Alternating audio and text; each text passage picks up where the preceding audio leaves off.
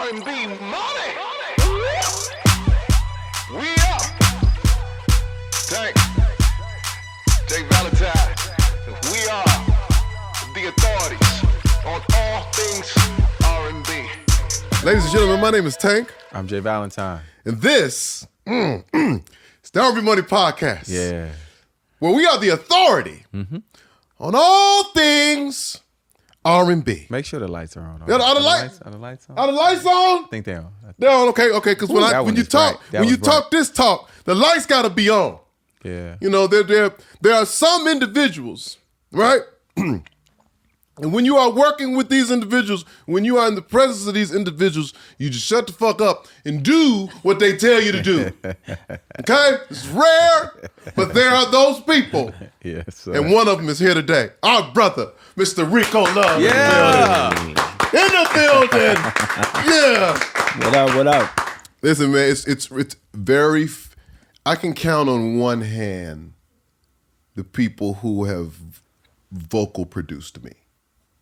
I might can count on an alien hand. What is that, 3 fingers? I think they got 4 because they counted 4s. They count in 3s. They counted 3s? Yes. Well, I know another alien that counted 4. That's why I'm going 4 byte, 8 bytes. Yes, alien talk, see? 3, boy. Binary code, microchips. We'll talk. We'll talk.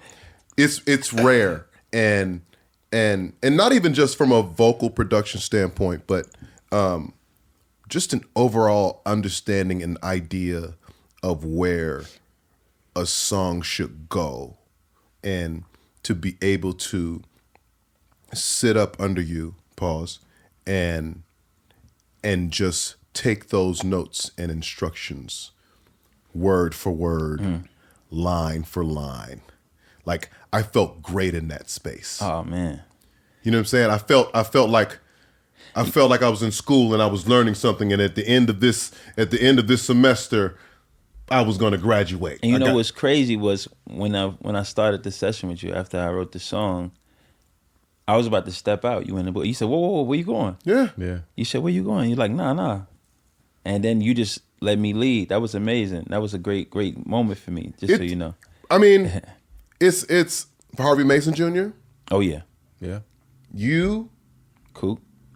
When Jay's not, Jay will vocal produce me, run the Pro Tools, be watching NBA and on social media all the same. I don't know how he does it. You know what I'm saying? I just time to time he'll say, "That ain't it, Chief," and then he'll just go back to what he JQ. JQ's really dope. Me and JQ done a lot of work together. Yeah. But in terms of me just getting to where I know I need to go, I know how to get there. But there are just some guys who just hear things the way I want to hear them, and make things the way that I want to make them. And I'm like, whatever you're doing. You want the record to feel like that demo you heard. And give me that. Yeah, yep. Give me the suit that you're wearing. Give it to me. Just cut a little bit off the sides, and you know what I'm saying, and tailor the arms. Maybe cut the sleeves off. I like to show my shit. But that's an amazing gift that you have. You know what I'm saying? And so I just wanted to start there and say thank you, and give you all the respect and love. You know what I mean? They call it flowers or however else they want to call it. But thank you, that's man. a respect thing. And you from the house. Yeah, man. You already know. You're from the mill. You know what I'm saying? I know what kind of guy you are. You know, I know what's in your blood. But we always like to go to the beginning. You know what I'm saying? We like to start at the very beginning of where it happened for you, where you felt like, or somebody felt like, you had something different and something special to offer. Crazy, because I started off as a rap artist, and a lot of people may not know You have a rap cadence. Yeah. How you do your thing. Yeah. No, I know. Yeah, you know. So I started off as a rap artist, and I was signed as a rap artist to Usher's label, Us Records.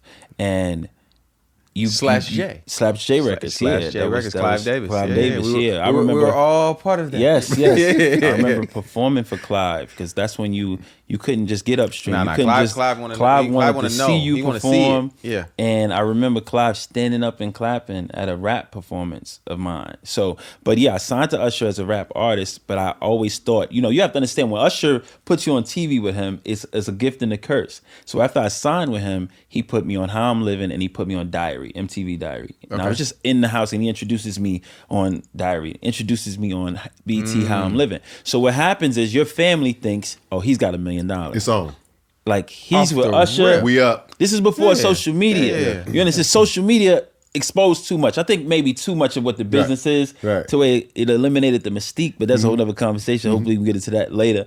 But the family, my mom, my sister, everybody thought, You're he rich. up. You're rich. So everybody's just calling. We need this. You know, grandmother, everybody.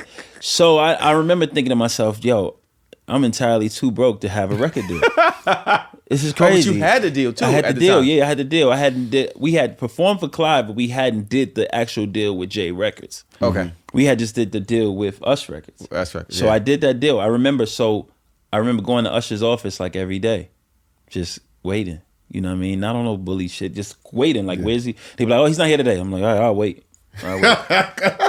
Because I need some money. Right. So These people on my back. Exactly. What? Exactly. So I show up one day and they say, Usher not here, and I was getting ready to leave, and he pulled up. I never forget, he had a Boxster. He had this Boxster Porsche, and he had on a yellow vest. Remember the vest people wear when they wear the polo under it? He had the yellow vest. yeah, So yeah, I never forget, Absolutely. like the cloth. And I just remember thinking to myself at that time, it just looked so rich.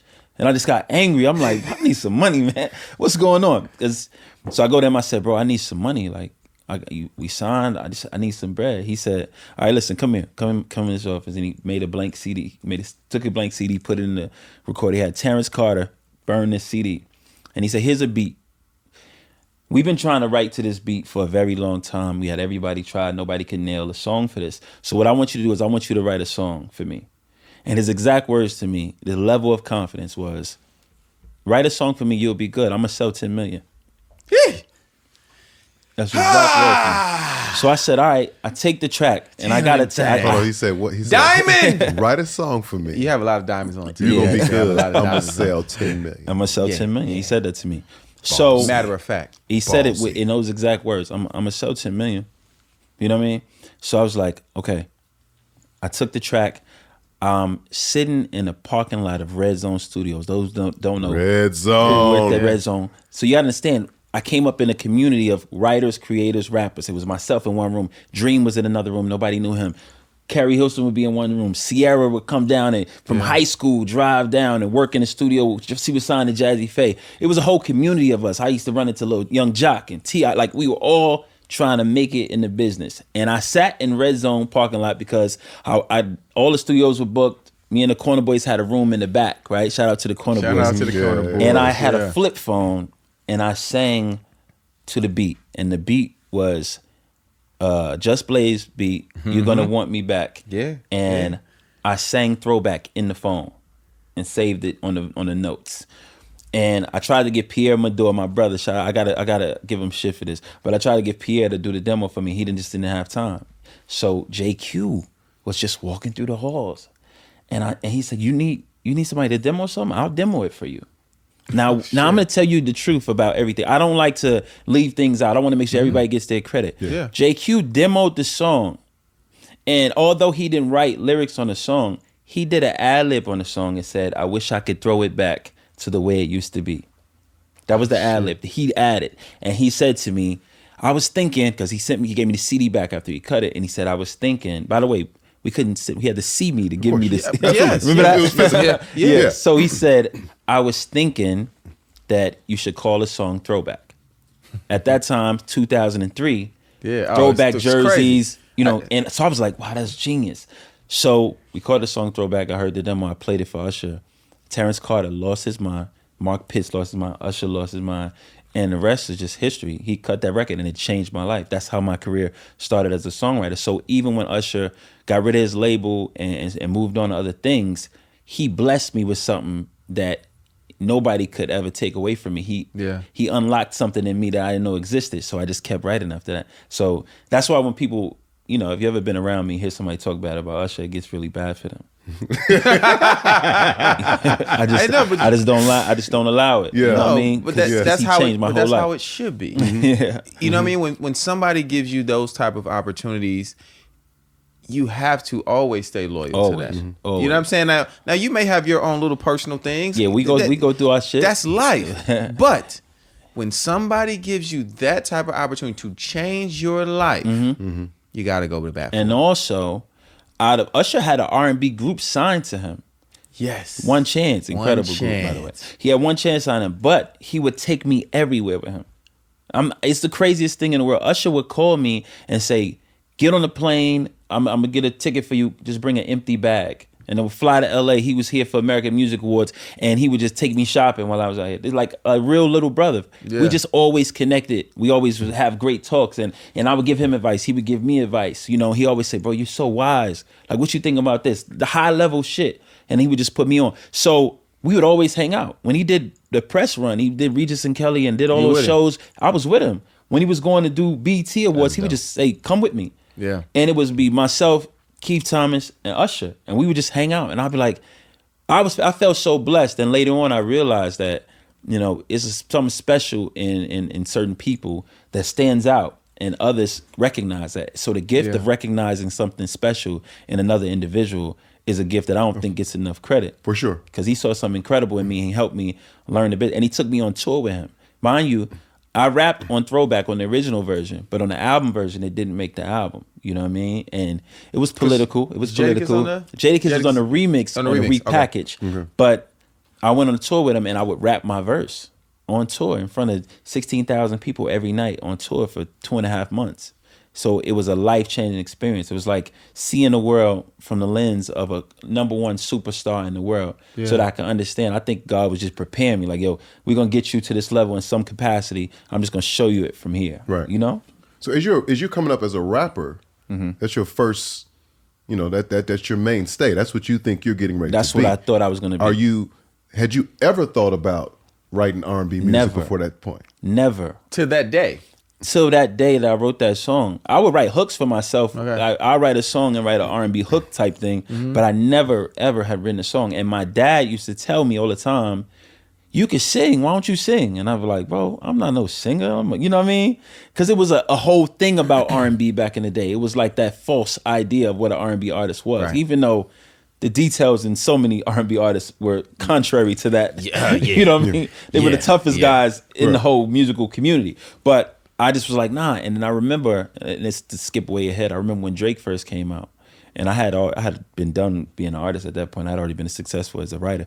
And when Drake first came out, my dad called me and said, "I told you, you could have sang and rapped." Yeah. You know what I mean? So yeah. But I was originally a rapper. Mm-hmm. Wow. So, because we're not going, we're going to stay here for a minute. Because there's a record that is my favorite song on that project that you wrote. That's purely not like I could see a rapper coming in and writing to Throwback. I could see that, right? Great record, but I could see a rapper writing it. Yeah. Seduction. Yeah. But that's myself and Jam and Lewis and Usher. Of course. But that's still a rapper. Yeah. In the mix. Writing seduction. Like, right, like, this is just my opinion. Usher, to me, was never fully a sex symbol till he had seduction. You think so? In my opinion. This is my opinion. I Like, think- Nice and Slow was I think cool, Nice and Slow did it. But Nice and Slow No. was young. You don't think so? No. Nice and Slow was young. Oh, Nice and yeah. Slow was a nice record. Was a nice record and an amazing record. Yeah. But was still, it about fucking? Yeah, no. No. So, Nice and Slow ain't about fucking. So- Nice and Slow is a love song. Yeah, I just wanna take a nice Seduction. is in the strip club. Yeah. Give me what you got. Sensuous, sexy, Whatever. erotic. How When you look at a working that woman body. and sing that, Yeah. I watched Terry Lewis produce that vocal, and he was feeding ad-libs like, that record, bro. throwing out your best to get you out of control, baby. And I was like, As soon as it comes on. Oh, I say it's nasty time. yeah. It's nasty time. That record, I'm bro. gonna be honest, and I came to that session late. They had already been deep into the record. They allowed me to add on to that record. You know what I mean? So they allowed me in that room to add elements to it. And I think that it's a learning opportunity to be in the room with Terry Lewis producing the vocal and comping the vocal. And you learn how to write a song. And you almost have to keep up with his flow. Yeah. And if you don't keep up, you really got to get out that room. So I was able to kind of follow suit. But I honestly, like I said, when you have something in you, it was kind of like something that was naturally in me that I didn't realize was there. I was always a humongous fan of R&B. Like even as a rap artist, I always listened to mostly R&B records. I was a student. I studied Luther. I studied, but I even studied like James Taylor and just those soulful bluesy folk, Jim Croce, and studying Carole King. And, I just always loved great songwriting and great singing, of course. And didn't even realize it. Didn't even realize it. So that when it became my opportunity, but I have to take it back. 1 second, I have to take this all the way back. When I first came to Atlanta to try to make it in music, I was living in Jagged Edge's house, in Cal Norman's house. And I remember the house was called The Corner. It was on Memorial Drive. That's what they called the house? They called the house The Corner. That's where the Corner Boys were birthed. They called The Corner because that was the house. It was called The Corner. Everybody would pull up, and it was like pulling up to The Corner. The Corner Boys were birthed from The Corner, right? So I would sleep on the couch at The Corner, and Brandon and Brian would come to the studio, and I'm not exaggerating, at 8 in the morning every day. And they would write songs till 6 o'clock, get something to eat, smoke, go back down, write something. And if anybody knows what I mean by Brandon and Brian, that's Jagged Edge, the twins from Jagged Edge. The legends. The legendary. Yeah. The work ethic was insane. They never wrote anything down. They went in the booth, and they would just write all day. Some great songs, some not so great. It don't matter. Every day they were writing, right? Yeah. And after they wrote, they would get in the car, go to Strokers in Atlanta. As you should. As you should. They would go to Strokers, hang out all night, sleep for 2 or 3 hours, and go back to the studio every day. So the work ethic, and then what I was told was that was how Jermaine worked. Every day, early in the morning, get to the studio, work all night through the wee hours, sleep for a few hours, and then go back to work. So that was the culture I was breathed into. So when I got with Usher, the idea of understanding how to formulate a song, I had already been absorbing it from watching these guys. So when I got my opportunity, it felt natural. It felt innate. It felt like, like an instinct in me that I didn't even realize was there until it happens. It's like if somebody swings at you and you just automatically, instinct. It's instinct. You just know it's there. So I think that school of, because you weren't signed to Jagged Edge. I was not signed to Jagged Edge. I was begging Jagged Edge to sign me. And you were purely a rapper. I was a rapper. I wanted them to sign me as a rapper. Okay. And they always would say they would, but they just never got around to doing it. And then me and Cal got into a situation. We fell out. So then I stopped being able to come over to the Corner for a while. But then the Corner Boys allowed me to come, and I would sleep on their couch. You just going couch to couch. Couch to couch. Whore.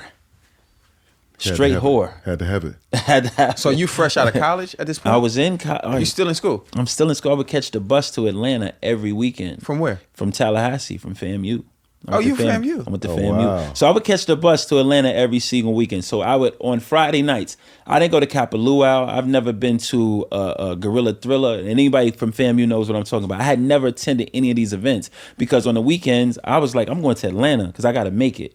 Right? I would always tell everybody, I'm not going to graduate. I'm going to get a deal. What were you going to school for? Journalism, but I didn't even get into journalism. I was in general studies. I had never even made it to journalism yet because honestly, I was just like, I'm just here. Yeah, I'm just taking liberal arts math and shit like that. But I was taking a bus on Friday nights. I would take the bus to Atlanta. Actually, at Friday nights, it would be a bus that would take you 5 in the morning. So I say Saturday morning. I would take a bus to Atlanta. It was 7 hours because you had to stop in between all these cities. Greyhound bus. I would get there. Saturday, I would work all day. Sunday, I would work all day. Sunday night, I would get on the bus, go back to school. I had a 3.8 GPA in college still. I would go back to go back to Tallahassee, do my schoolwork, have a good time, do the talent shows at Lee Hall, go to the Snake Pit with Lil Steve and do all the little stuff. And then I would get back on the bus every Friday going to Atlanta to make it. People would invite me to things. Yo, come to this. I'm like, I'm going to Atlanta. Then I found friends who would drive me there. My man Chad Roper, C-Note, would just drive me every weekend. And I would be going to Atlanta to make it. That's all I wanted. So if I had gas money, they'd be like, yo, so I got a credit card. They used to give out credit cards on campus. As soon as you get 18, I got a credit card. I maxed out the credit card because I was like, that's my bus trips and money to, get to Atlanta. It was an $800 limit. And I think that lasted me a good little while.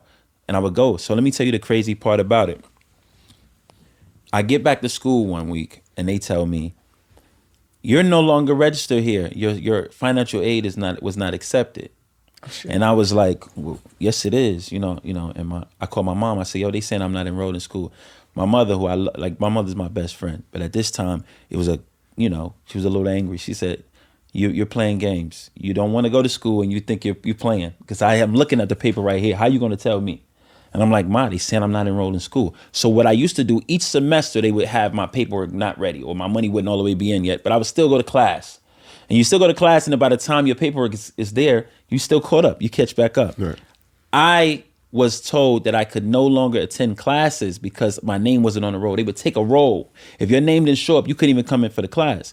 So I told my mom, yo, they're tripping. I went down, sat in the financial aid office, in the line, because it'd be a line for it's like 6 hours to get to the front of the line. So it's a 6-hour line? The lines are ridiculous. Financial aid office is ridiculous. So it looks like like Players Club when Diamond was in line. I didn't go to college, man. I don't know. It's more like EBT vibes. It's more like food stamp line vibes. Okay. So I sat in there. I get there. The woman looks on the computer. And she says, I'm looking and your name is not here. After 6 hours in line? 6 hours, your name is not here. You're not a student in school. So I go. I would have flipped the table over. I would have flipped the table over. I was so upset. But I go to Atlanta on that Friday. When I go to Atlanta that Friday, we get opportunity. The week before, I had rapped on this remix that Usher had produced. Usher was doing a remix album. You don't know him then, though? I don't know him. You don't know. Usher was doing a remix album. He was looking for new producers to sign. He was not even trying to sign artists. Yeah. By the way, the Corner Boys end up doing their deal with Red Zone because I told Red Zone. Red Zone was looking for a rapper. See, I went back and forth. Red Zone was looking for a rapper. Tell us who Red Zone is. Yeah, talk to me. Red Zone, Tricky Stewart. Mm-hmm. The Stewart brothers. The Stewart brothers. Yeah, Laney. Who discovered Dream and did all that. Incredible. By the way, Tricky is still that. Yeah, we give real shout outs up here. For real. We give real shout outs up here. And is just one of those incredible figures in my life, in my career, and myself and the Corner Boys. So Tricky and Laney wanted to sign me as a rap artist. I went down there and I said, I'm not signing anybody unless the Corner Boys do my album. They said, well, we a production team, so we want to sign you because we want to do your album. I said, nah, Corner Boys got to do my album or I'm not doing the deal. So they said, all right, fuck you. We gonna sign the Corner Boys. So they signed the Corner Boys and did a deal for Peer Music Group, right? So long story short, that's all cool because it worked out the way it's supposed to work out. Yeah. So I'm down there. The Corner Boys did a remix to If I Want To. If I Want It, I could take you from your man. It was on My Way album. Mm-hmm. Corner Boys remixed it and I rapped on it. DJ Rogers Jr. My God. DJ Rogers. My God. Yeah, I know. My God. DJ Rogers tells Usher, you need to hear this nigga. That's DJ Rogers. Usher, you need to. And he tells the story. He said, I was about to fight Usher. Me and Usher was about to fight. Just like that, though. Just like that. By the way, every time I see DJ, he's like, I was about to fight Usher. Yeah, absolutely. So he told Usher, you better sign this kid. So Usher had a showcase. I had the opportunity to rap on this song. That opportunity came on a Tuesday. I used to go to Atlanta on a Friday and catch the bus on what day? On a Sunday. The opportunity came to rap on a song on a Tuesday in the middle of the week. I rapped on a song. Few weeks later, I get back. I'm out of school and I'm still there. And I was able to be invited to a showcase to perform for Usher, for artists he wanted to sign. Yeah. I performed, I bust my ass on the showcase. Then they had an MC battle at the end of it. And there was a kid named Nitty from Chicago and he and I battled. And respectfully, he didn't win. You got with him. Yeah. It was a massacre. Yeah. So Usher gave me the opportunity. He ended up signing me. Now, After I get signed, and this is gonna make all the saints around the shout in 5 seconds. After I get signed, I'm doing my thing. I'm working. I get a call from financial aid department at FAMU, and guess what they said? We are so sorry, Mr. Butler. We made a mistake. Your name was spelled wrong, and a letter was missing, and it didn't show up in the computer. I'm gonna tell y'all, sometimes God will just take a letter. Yeah. Let me just move that. And that's how I got my whole start. I would have been in school and I would have missed that opportunity. My whole life is different. And I'm going to tell y'all something even further. Every time life gets tricky and weird for me, or I went through some incredibly hard times in 2016 and 17, like terrible times, right? Had to file for bankruptcy, lost my house, went through the most, everybody turned their back on me. It was ugly for me. But I always think back to God moving a letter out of the way to make sure that I was there and an opportunity was made available for me. So I never can really trip. No matter how crazy life used to get or life can get, I always am smiling because I think to myself, even at the last minute, he could just make a letter move. You know what I mean? Yeah. So that's how I really got my start in the business. And that's like the long and short of it. It's so many adventures throughout that, but that really changed my whole that's incredible life. Do you think, I'm sure you do, because as fellow rap singers, fellow rap singers, 'cause we both rap and sing. Did you rap on the TGT album? No, Tyrese did. Yeah, I allowed him to do that. He a better rapper than you? No, Tyrese is not a better. Tyrese is not a better rapper than me. You remember when Tyrese made the double CD with the rapping? Yeah, the alter ego. Bro, the R&B side was fire. It was off. It was. What about the other side? Really? Black Tie support you in all your endeavors. I love you, Black Tie. Do you feel like you as a rapper and just understanding, wordplay and phrasing and all these things made you that much more ready for those moments and those opportunities to put those words together on R&B songs? Because I found that writing R&B music was so easy. And it was because, everybody laughing at me, but I do come from a rap background, but then coming from a gospel background. Yeah. Where all these things are so intricate and wordy. And then you get over to this space where, especially early in the R&B days, there was a real structure.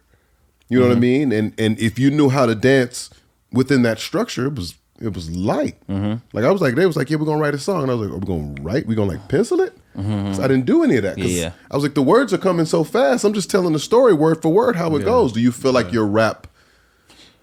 I would say that there's a science to being melodically meticulous, understanding what a classic progression feels like, and understanding how to place an inspiring melody over a classic progression, right? Inspiring melody. When you think about "And I Miss You Like the Desert Missed the Rain," when you think about "I Know You Want to Leave Me, But I Refuse," that's inspiring melody. When you think about Neo's "So Sick," you think about melodically, it inspires whatever the subject is and whatever the listener is, it inspires them to feel something, right? That part of it is not easy. Now, the part that came natural for me was the melodic instinct. But the part that also came much more practice being as a rapper was making sure that the lyric was just as captivating. Gotcha. Now, writing a R&B melody, if you have that ability, that's one step of it. But Elton John had an ability to write melodies. He didn't have a lyrical ability. So his partner would write the lyric. And Elton John would put the melody to it. T-Boz, when she wrote Unpretty, she wrote it as a poem. Somebody put a melody to it and made it an incredible song. So I don't like to use the word easy when it comes to anything with R&B because we don't get enough credit as it is, right? But I will say it's an instinct in R&B writers to be melodic, but it's also an instinct in rappers to make sure that you're saying something.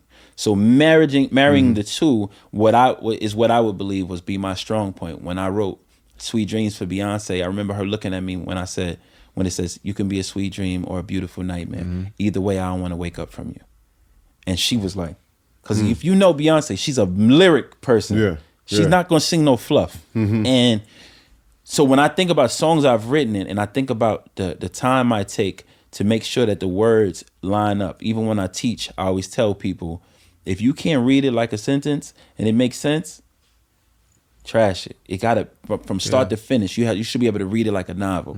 It should be that well put together. It should be the detail, and you got to inspire something in people. You have to say the thing that's most commonly said. A hit record is saying the thing that's most commonly said in a way that's never been said before, because I have to do the work for you.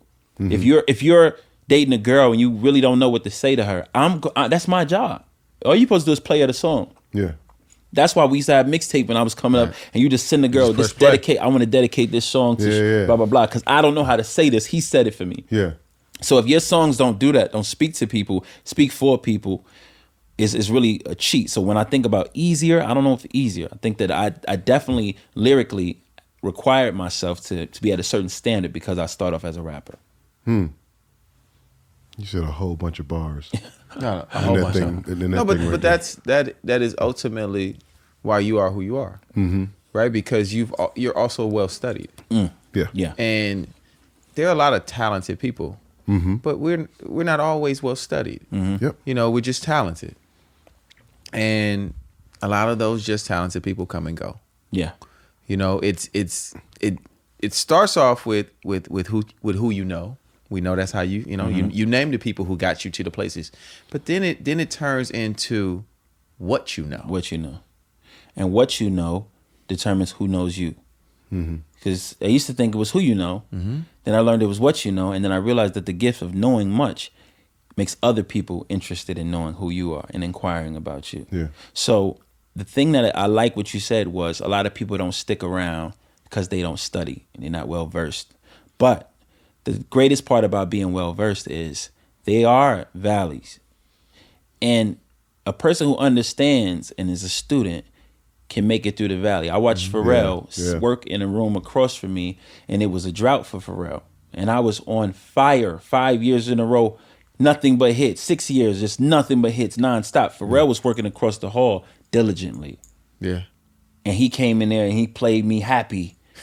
And he played me the whole Despicable Me soundtrack. And I said, "What? You need some help?" Nope. Just wanted to play it. Wanted to show you what's about to yes, right? Because what always we being creatives, right, and being as competitive as we were or we were at one point. At one point, it was nonstop. Turn the lights on the radio. That's all you heard. Yeah.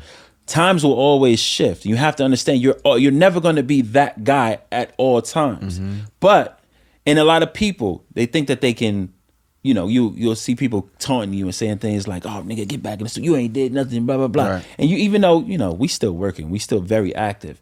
But when you're not working at that volume, sometimes people can believe that you don't matter as much to the business. But I'm going to tell you about being well-versed. When you're a student, you can always figure out a pocket. And when you get that pocket, he did Happy, he did Lucky, he did Blurred Lines. He did his album that came out. Like he got busy.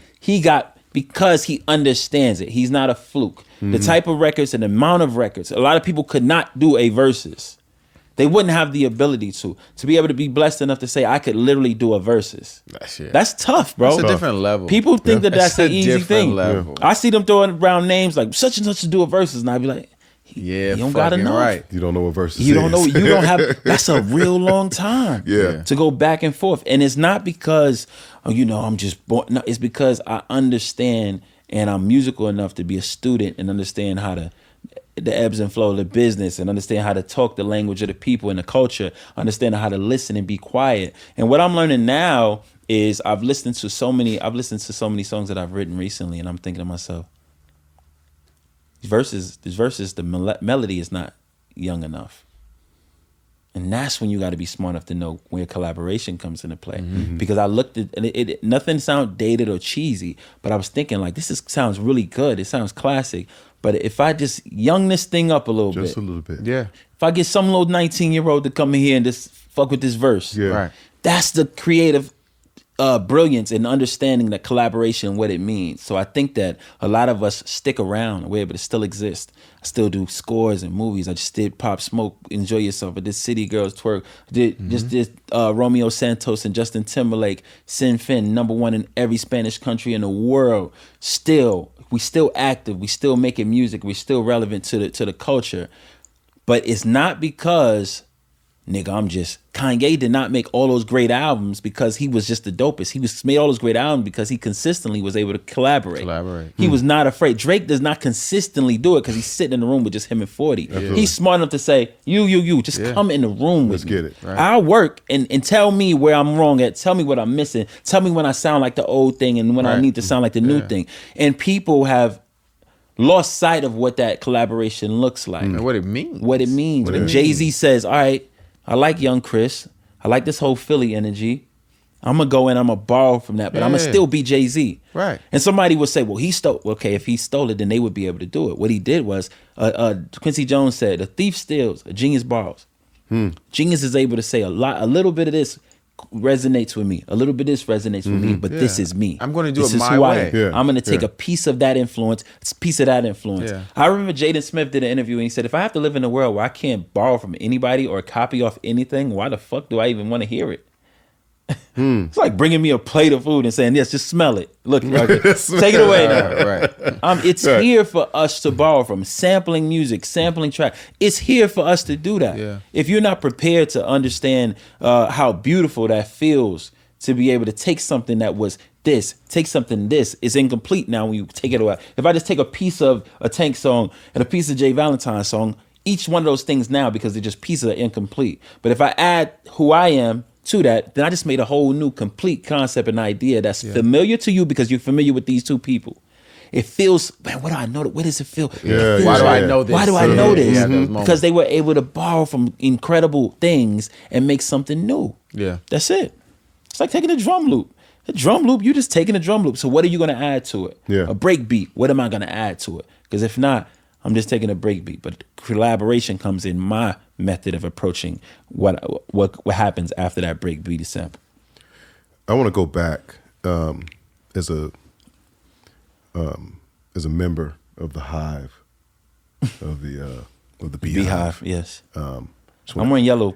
no, pants, you're I had The to- camera I didn't had get to- it. Y'all make I sure had y'all to make get- sure that know what I mean? custom. I wanted to represent for B. Yeah, these I'm are- a Beehive member. Yeah, these are not. These I are even not made sure my on the rack. I just want to let you know. Black and- Yeah, this guy's he's not a rack guy. All right. yeah. Shout out to the Yeah, Beehive. these are special hangers. Okay? Special hangers. These come on in a bag, zip up bag. Yeah, man, you got to walk out the store like this. Yeah, you got to. Y'all doing too much of this. Y'all doing this. I'm doing Y'all this. doing too much of this. Oh, the floss. The experience with Beyonce in the studio, because you know, as we get to hear, you know, the byproduct of what we assume is just perfect from sun up to sundown. You know what I mean? And eventually it gets there. But what is that process like with her? I'm going to say this, and I want to say this to every new artist. I'm going to say this to every up-and-coming act. You just got a record deal. You got a little buzz, you know, because now you can't get a deal without a buzz. So, you know, you just got a little buzz going. You're getting a little attention. You show up 2 hours late to the studio. You high. You know what I mean? You got 8 friends with you. You don't make eye contact with the producer that you're coming to work with. You just kind of like, what's up, you know? I want you to understand that Beyonce walks in the studio and she greets everybody. And she says, how are you? And then she'll ask you a question about something and you'll say that. And the next time you see her, a month later, 2 months later, she'll say, how was that thing that you told me about? And you're like, you remembered that, right? Beyonce walks in the studio and she is professional and she asks questions and she inquires and it was the most professional experience that I've experienced with a superstar ever. And I also would like to say that she allowed me to produce her vocal, which surprised me. And she allowed and trusted me. When she realized that I knew what I was doing, she was like, it was a certain level of comfort, like, do your thing. Like, you know what I mean? And she let me rock. And the craziest story is the second day that we were supposed to work. We worked one day. I wrote a song called "Save the Hero," which is on the Sasha Fierce album, and she got emotional when she heard it, and she sang it, right? Who's there to save the hero? Who's there to save the girl after she saves the world? That's the lyric. So she came, and the next day she had to shoot an American Express commercial with Ellen. So she had to leave to go to LA and then come back to Miami and circle around. By the way, she came to Miami to work with me. She understood that that's where I was comfortable. So she came to me. Now, a lot of people are stuck in their ways, and they'll say, Right. You got to come well, here. I don't feel like doing this. Yeah. She understood, even though I'm Beyonce, he's comfortable I'm going to here. get the best out of him. Yeah, I'm going to get the best out of him where he's comfortable. And then, so she left. It just so happened that Jay was coming on tour with Mary J. Blige. So she came in, and her plane had to circle around for like 2.5 hours or some craziness. Her flight was delayed for a long time because it was a bad storm in Miami. While I was waiting, I had wrote a song about a house, like some song that I thought was just brilliant. It was a metaphor about a house and love, and I thought it was each room is going to represent. I think everybody has a house song. Yeah, yeah. Everybody has a house song. At least one. I just thought to myself, like, this is going to be it. Yeah. I did it. I did it. And the window pane is crying. Like No, Paul, nigga, it's just raining outside. yeah, exactly. Relax. And the stairs I'm are talking talking to to me, myself. and you know what I mean? Oh, by the way, I did write "Paint This House" for Brandy. There you go. And that shit was good though. Y'all ain't haven't heard "Paint This House" by Brandy. That was a good one. Nah, but I wrote this song about a house that I thought was like, this is it. Like Grammy. Grammy anyone? Yeah, DJ Khaled yeah. voice. So I was like, all right, cool. Then I said, okay, she's not here because of Flame. Let me just I'll write another song. So Wayne Wilkins and Jim Johnson played this loop. Boom, boom, boom, boom, boom. And all I heard was, turn the lights on. That's what I keep hearing. Like, okay, let's go. So I wrote Sweet Dreams. And before she showed up, so she walks in.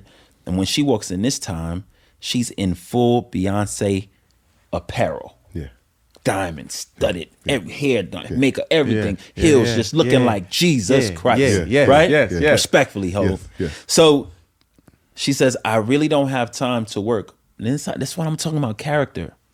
I don't have time to record. I wanted to come because I was late. I wanted to make sure you saw my face. I'm sorry, our plane circled around. We couldn't make it, but I wanted to make sure I came personally. So because you guys been waiting here for hours, and I want to come. And I love class act, by the way. This is the all-time most winningest Grammy Award-winning artist of all time. Yeah. And she's a class act.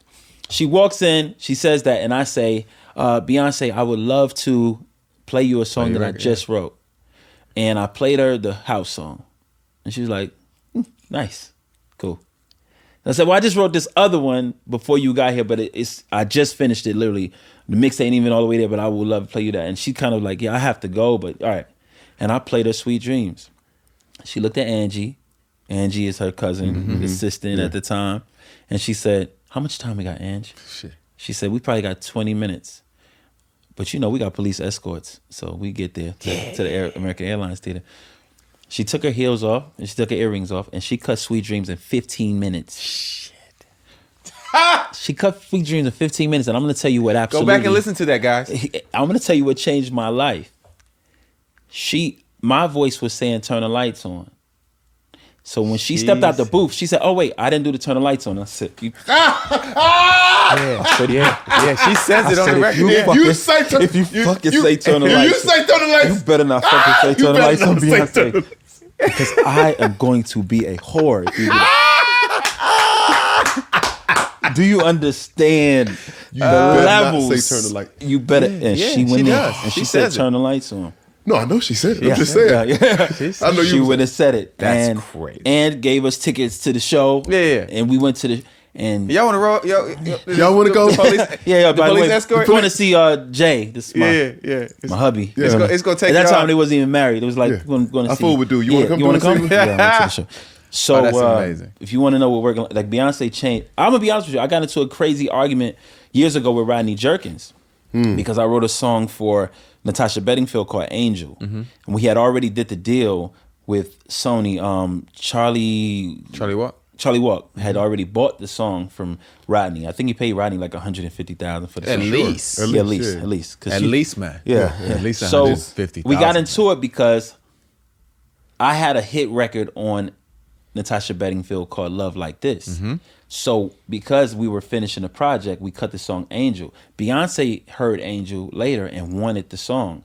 And so Rodney was like, I'm taking it back. I'm going to give it to Beyonce. So I was like, but we can't do that. That's not, we got into a crazy argument. And he said something to me that stood out to me. He said, see, because you never had a Beyonce hit. You never had a Beyonce hit. Yeah. It's different and it changes everything. I don't care what she say. Give me the song. I'm giving it back. I'm giving it to Beyonce. And I was like, but we can't do that. We got into it real bad. And it ended up not going to Beyonce. I don't even think I think she just went another direction musically. And I'm going to say this. It changes everything. Having a Beyonce hit is like having a green jacket. You know what I mean? It's like you made it. You've won the Masters. That in itself is just the you have a hit on Beyonce. So that's why when I look at The Dream, I figure, first of all, shout out to The Dream. Yeah. Shout out to the Dream. Just Sheesh. incredible. Yes. Just fucking incredible. Right?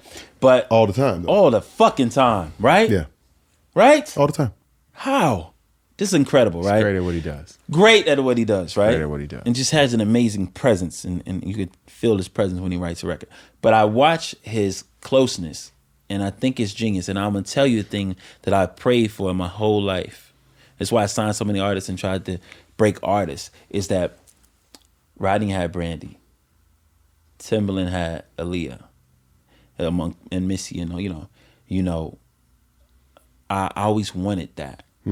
Like in a perfect world, I would do an Usher album. It would just be me and Usher, and I would work and do.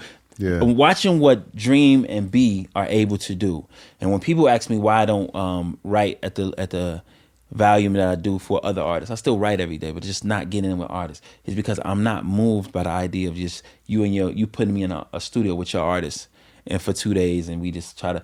It doesn't move me. I want to be able to start it and finish it. I want to be able to go in with the superstar caliber artist and say, we're going to work on this album together, you and I. And of course, you might get another song from this person, but we did the nucleus of this project. When I look at Dream, he is goals for all of us, because not only is he consistent when he's with the superstars, but he's able to exist with. Watching him at the Grammy sitting next to Beyonce, like she fuck with him. Mm-hmm. You know what I mean?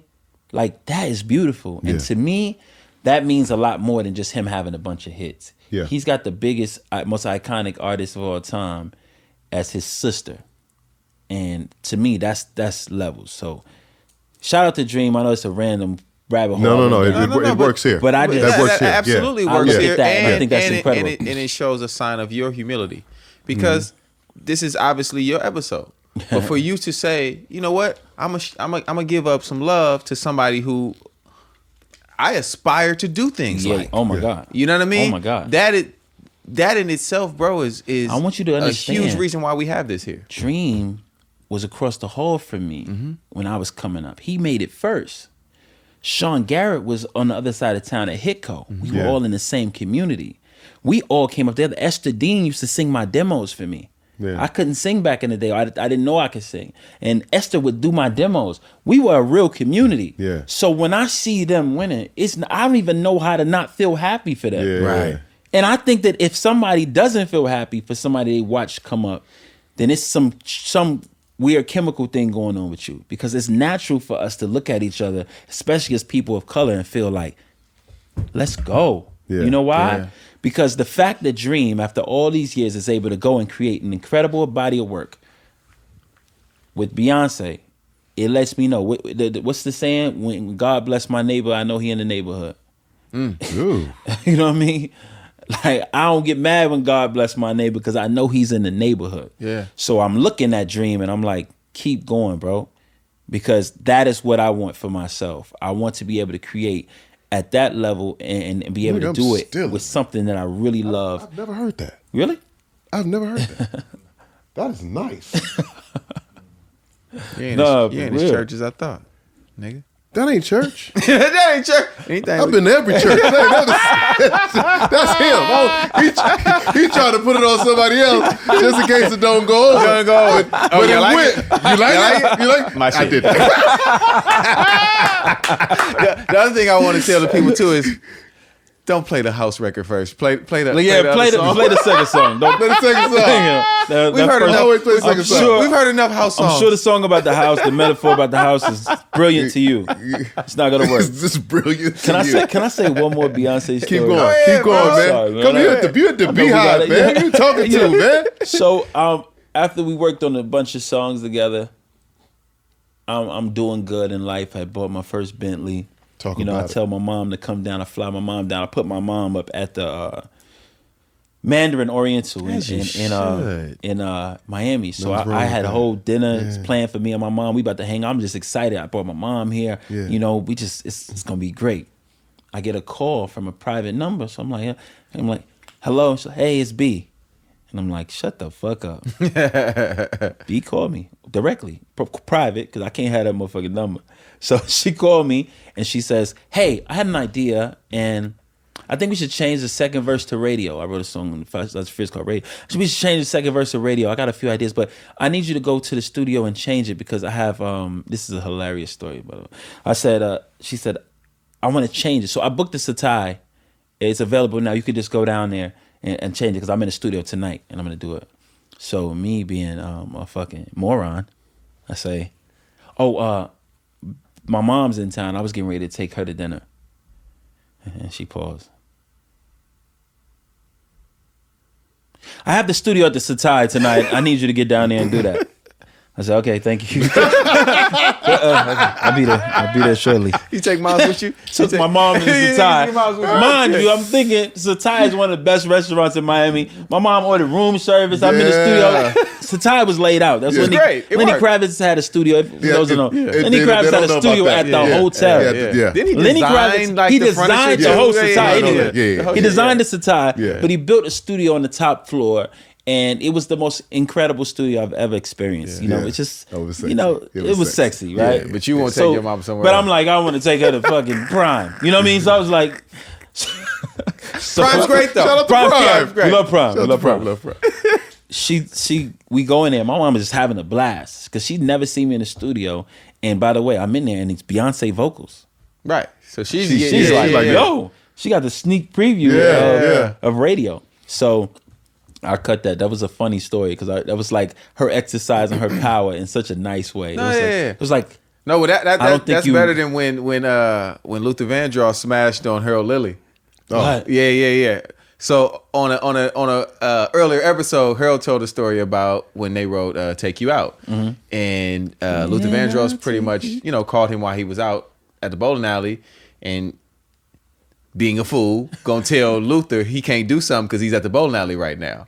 And Luther pretty much told him like, you either gonna do this or I'm gonna get somebody else to do it. Right now. Yeah, now. man.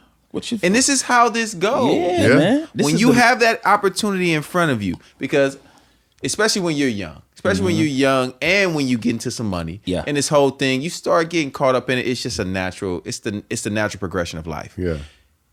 Slow down. lessons. I've worked Get with the work artists done. because I live in Miami and artists come to Miami. I worked with artists who would lie and say, "Man, I wasn't feeling good today," and be on jet skis on the beach. Oh, for sure. sure. Or show up For or sure. miss the whole session, don't answer their phone, and they got their shorty and they got a yacht for the day. Yeah. So when I look at those things, first of all, that's just ridiculous. It's insane to me. I'm like, have a hit record and then buy a yacht. You know what I mean? Make it in life. Yeah. And then, but I think that was a reminder, like, this isn't, you're coming up. This is an opportunity for you to grow. Don't fucking blow it, bro. Yeah, the Bentley- and the that was Bentley her had you nice that way. fucked up. Yeah, the Bentley had me fucked up. That was her nice way of saying, yo, come on, tighten up. Yeah. I'm Beyonce. That's simple. That's simple. Like, show up. You And do she know didn't who even you're try to talking to, flex right? on me. She just paused. Just so you could think about it. Yeah, so and my wheels started spinning like, did I lose her? Because I can't call her back. I can't call her- The number's Exactly. private. I can't call her back. And Hello? She said, yeah, I need you to get down. Oh, shit. Got down. I got my ass down there, too. Because she's nice, but The opportunity, Beyonce. like, am I crazy? Come the on now. opportunity. This sometimes And I'm this gonna tell shit you- makes you and I'm It gonna just crazy. happens, though. Yeah, and I'm gonna tell you Yeah. another thing. Yeah. I missed family reunions, funerals, weddings on my journey to the top, and I think that my mom had to deal with that stuff. Family members was talking crazy to her and acting yeah. like, "Oh, your son think he better than." There was a lot of things going on, Yeah. and then you have to miss those things. You have to make yourself. I had an artist signed to me whose family took a vacation somewhere, and she wanted to miss the opportunity to perform with you, Tank. Almost, I think she did miss the opportunity to open up for you, and because she said, "Oh, my family and I planned this vacation," and I'm like, "Are you stupid? You got to be willing to miss everything for your dream." It is. That is crazy. It is a cost to everything. Oh my God. Yeah. To every good thing. I'm just it's crazy. I'm watching this guy talk on my phone earlier today. For every good and great thing, there's a cost associated with that. And then he flips and he says to every bad or every detrimental thing that you go through, there is a lesson. Right? And so that's why you normally have, like, as we always talk about Quincy Jones when he tells his stories, like how as great as he is, how so many people around him had to suffer because he just couldn't be there. Exactly. Yeah. He couldn't. You have to, for greatness, you have to make a decision. Yeah. How successful, how great you truly want to be. And some people are happy with a certain level of it, with a certain level of success, with a certain level of greatness. But others are obsessed Yeah. with getting to the highest point they I am possibly others. can get I am to. others. And you know what I mean? Somebody I really care about, they always say things like, "I just want to be able to do this. I just want to get enough to," and Yeah. I have to stop and say, no. You have to shoot so much bigger than that, because if you keep saying that, God will give you just that. For sure. So what I say is, I'm a $1 billion nigga. Period. You look on my Instagram, it says billionaire. Yeah, it does. It says billionaire. Somebody tried to taunt me. You know, somebody who used to be close to me tried to taunt me like, "And you be on there telling people you a billionaire." I'm speaking into existence. Yeah. Yeah. And whether anybody else can see it or not, I can see it. I can feel it. I can Yeah. touch it. Because I know what I need in my bank account to do what I have to do, the mission that I'm on. I know what I need. And I know the only way I'm going to get it is by requesting it and making it known, right? So if you're not obsessed with that level of success, anything that's you can't do it. But you also have to understand that our minds, our thought process is it's rare. Yeah. And for people who just dream, they'll never get it. They'll never understand it. Say that again, man. People who just dream. Yeah. They'll never understand No, it. you have to work hard and you have to sacrifice. But people who are able to extract and get on the ground Yeah. and put it in motion, get it on its feet, like those people are different. Bro. No. One of the most disrespectful things that someone has ever said to me was that I was lucky. Oh my God. You know what they say? You know what they You know said? what they say? Bro, Yeah, you bro, driving, that you was- driving a Phantom and you at the light and somebody stops you and they says, "My God, that's an amazing car. What do you do?" And I say, "Oh, I write music." And they say, "I need to start writing music." But if I were just to say, "I'm an open heart surgeon," they would say, "All right, Yeah. well, have a good one." Yeah. It's because they think that guy is more special or works harder or has a yeah. you're meaning I'm gonna show you something. There's always somebody who gonna need a heart, right? I gotta create something out of thin air, Yeah. and I gotta make sure that this pompous, egotistical asshole of an artist likes it. One, Well, start there. then I gotta make sure that he keeps it. Yeah. No. Then- Don't forget the executive. Executives got to run down and play your song for give me- everybody give me- in no, the no. building, But and everybody who comes to their office. Give me all the stuff you said about the artists. Yeah, put that on. Say that about them too. Exactly, Because they are egotistical Yeah. and they are pompous. Even more so, and way less. And some are less. way less talented a lot of times. Yeah, Now yeah. I got to get through them too, and then when it comes out, I got the fans of these people. Bro, do you understand? Yeah. how vicious fans are? It's vicious. I'm gonna show you something crazy. Vicious. I had a fan say to me maybe a month ago, I would just at me out of nowhere. I'm not even nothing to do with the post. And somebody said Rico Love should do her album. And somebody just added me and said Rico Love shouldn't do it after that bullshit he wrote for Brandy and Monica. Keep him out of it. You know, he loved that's the type of shit that. So this is what I have to put up with. I'm literally minding my business. And they added you too. Oh, they added me. Had to make At sure. Rico Love. Oh my God. I had to make sure I knew it. This is what I have to deal with every day of my life. And by the way, I can do something at its highest level. Songwriter of the year, back to back to back to back. Song of the year, bam, bam, bam. All of these things. And then if I go 6 months without a hit record, I am washed. You are washed. I am over. You are an old ass nigga. Yeah, You washed. Yes. That sounded Yes. personal. That sounded personal. Yeah. Yeah, I don't like it. Did they at you? Did they at you? Did they at you, bro? They always at me. Yeah. That's Because they know I've changed. think about it. That's what we have to That's what deal we dealing with with. every single And day. then for someone to call us lucky? And I'm gonna tell you what's the most condescending. Shit. The most condescending is the new A&R who has like he signed like a new artist that's cool, or maybe like one big artist that he kind of doesn't do anything with. Just they put in the studio, they do His well, name on- yeah. and then you bump into him and you're like, "Oh, what's up, bro?" He's like, "Rico, what's up, man? What you been up to, man?" And it's like, who the fuck you talking to, bro? With that condescending little, Are you okay? Is everything good? What? Because they don't know. Because you haven't done enough to even be giving me this energy.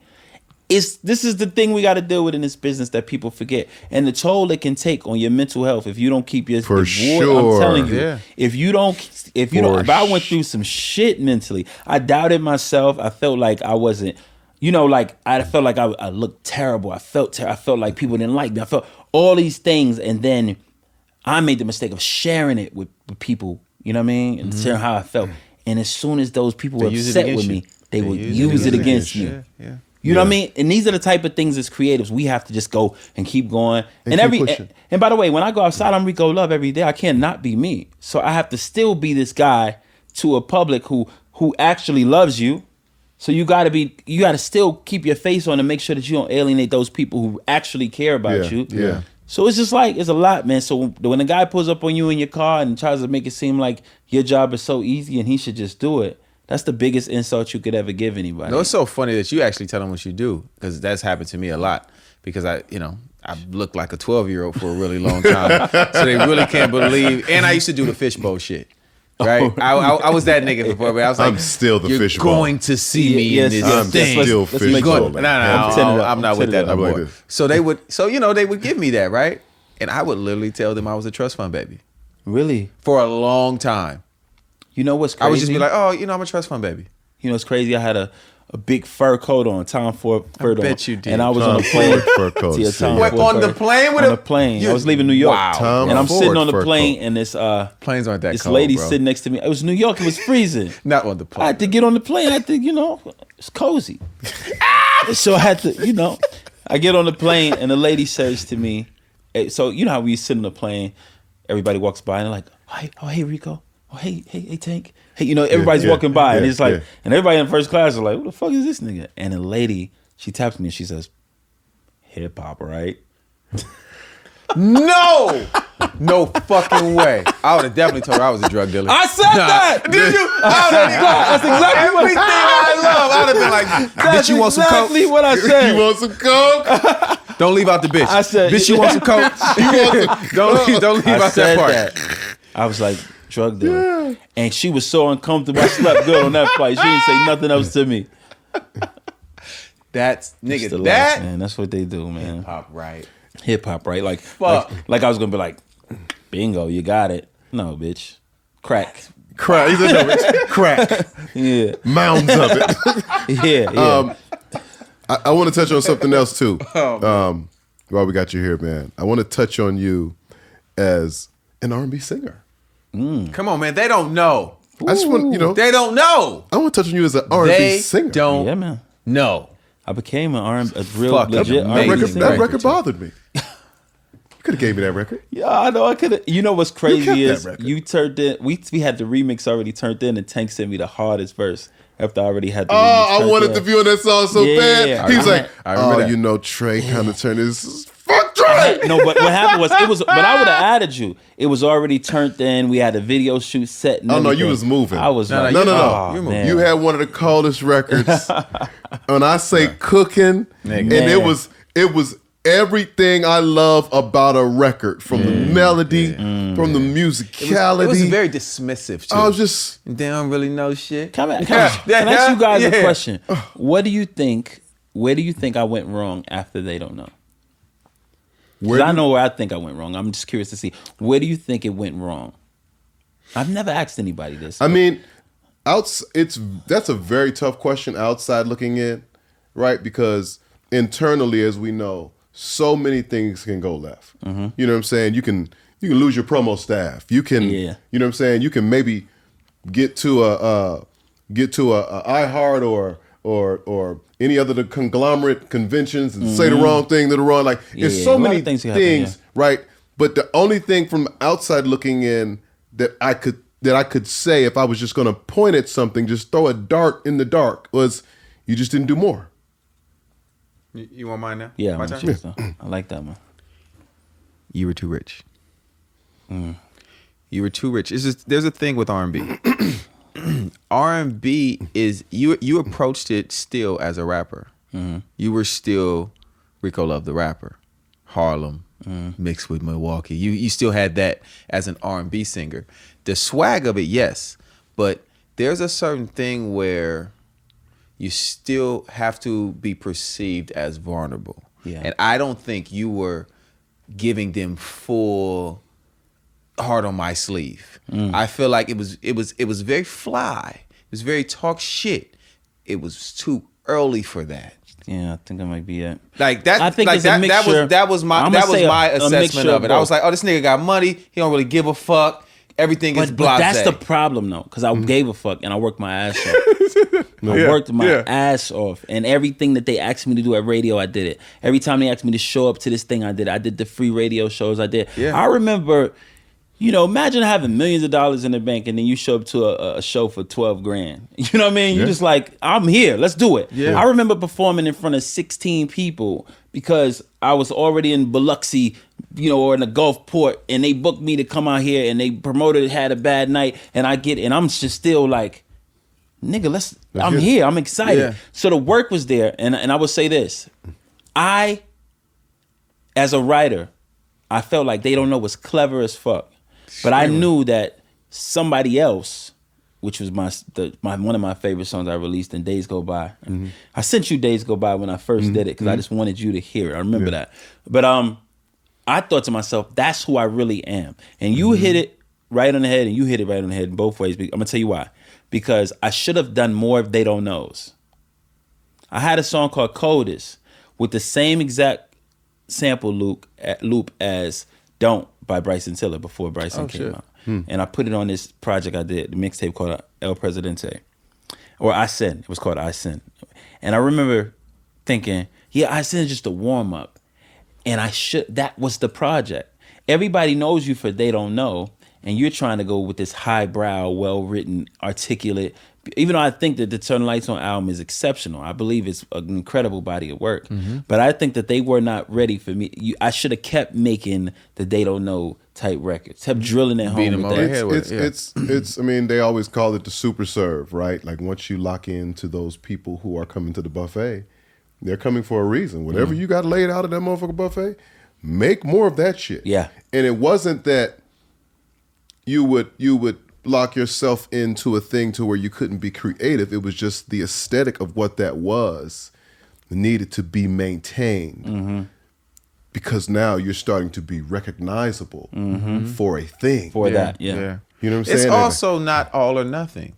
You were never in the all or nothing space. Yeah, that's true. And that's tough for artists. It's been tough for me. I made money really young in this shit, and I've done whatever the fuck I wanted to for the last 25 years. You know what I'm saying? So it's like when people, they at me. You don't put out enough music and you don't blah, blah, blah. They don't know what comes along with that. They don't know what comes along with being an artist. They don't know the process and when you start finding other things in this business that fulfill you and make you happy, and also take care of your family. And that could easily sway your That attention. could easily sway your decision when somebody tells you got 10 straight shows with 16 people there. Yeah. You're And you're like, like, you know what? what? I don't That's need tough. Yeah, I don't need Or this. how do you even, how does Rico Love show up to a show with 16 people with all that on? It's a very tough space Yeah. because that audience that is looking at you, they don't really know you. Yeah. And they're like, this nigga's just kind of flossing us. No. You know what I mean? Like people don't really. I toured with Future, and I remember I had a tour bus, and I remember my Like you had a guys. tour bus, bro. Yeah, You weren't I supposed to shouldn't have a had tour bus. My guys, and I'm gonna tell you even worse. My guys kept bringing girls on the bus, and I told them don't bring girls on the bus when I'm on this bus. It's way before me too, but I was like, don't bring girls on this bus. If something happened with one of these girls, they're not gonna say y'all. Yeah, They're be gonna you, say yeah. me. So one day I'm sleeping, I wake up and it's girls on the bus. So I just went crazy, and I called my management. I said, give me another bus. So now I got 2 tour buses. Oh yeah. I got my own. Yeah. And then I look at it, I'm like, my wardrobe was just, I'm coming on stage and I'm just every night. And I realize, even hearing you say that, my wheels are spinning. And I'm like, I looked like the rich guy who paid Future to be on his tour. Yes. Even though I didn't pay to be on the tour. You look like the Bion. It looked like the buy on. And now I'm looking back and I'm thinking to myself, Because we know those guys too. Yeah, we do know We those guys. Yeah. And they're not always very talented. Yeah. But they, they Even figure though out a way there. I worked my ass bag off talk. on the stage every night. I bust my ass to make sure that I gave the best show I could. I made sure that I was. Future wouldn't do some radio dates. I'd do every one he wouldn't do. He wouldn't show up for the radio interview. I'll be there. Yeah. They said, oh well, we need you to come to this KBLS. Yeah, I'm coming. Yeah, Whatever. yeah. I was just so hungry to excel in that space. Yeah. But the perception, And I'm sure it was and like. and I'm gonna be honest with it's you, a lot. bro. It eats at me. It eats at me sometimes because I spent a lot of money on that rollout and on that project, and I invested everything because when you've been winning in a winning space for so long, the idea of losing, it doesn't even seem like normal. Right. You get into a Yeah. space where it's just Yeah. like, psh, and you just turn around. Yeah. You know what I mean? Steph Curry, that thing. You see, Yeah. But what happens is when it doesn't happen, if it didn't happen because I dropped the ball, if it didn't happen because I was a bad person, if it didn't happen because I was shitty to people, if it didn't happen because I treated people around me horribly, then I would be able to sit back and reflect and say, damn, bro, I shouldn't have did I can that. accept that. The reason why it was so difficult is because on paper, I did everything that you should do. Ask anybody from the Interscope Wow. radio staff. Yeah. Pooh Jenkins, ask Karen, ask, all of the guys, Rez, all those guys, ask everybody what it was like working with Rico and Interscope. I had a label deal at Interscope. They'll say it was a pleasure, it was a joy. Yeah. Everything I needed from him. I would go and do panels. I would go do birthday parties. I would fly. They would say, blah, blah, blah, having a birthday party in Iowa. I'm going. They want me to come, I'm going. Yeah. Yo, I'm at a Holiday Inn.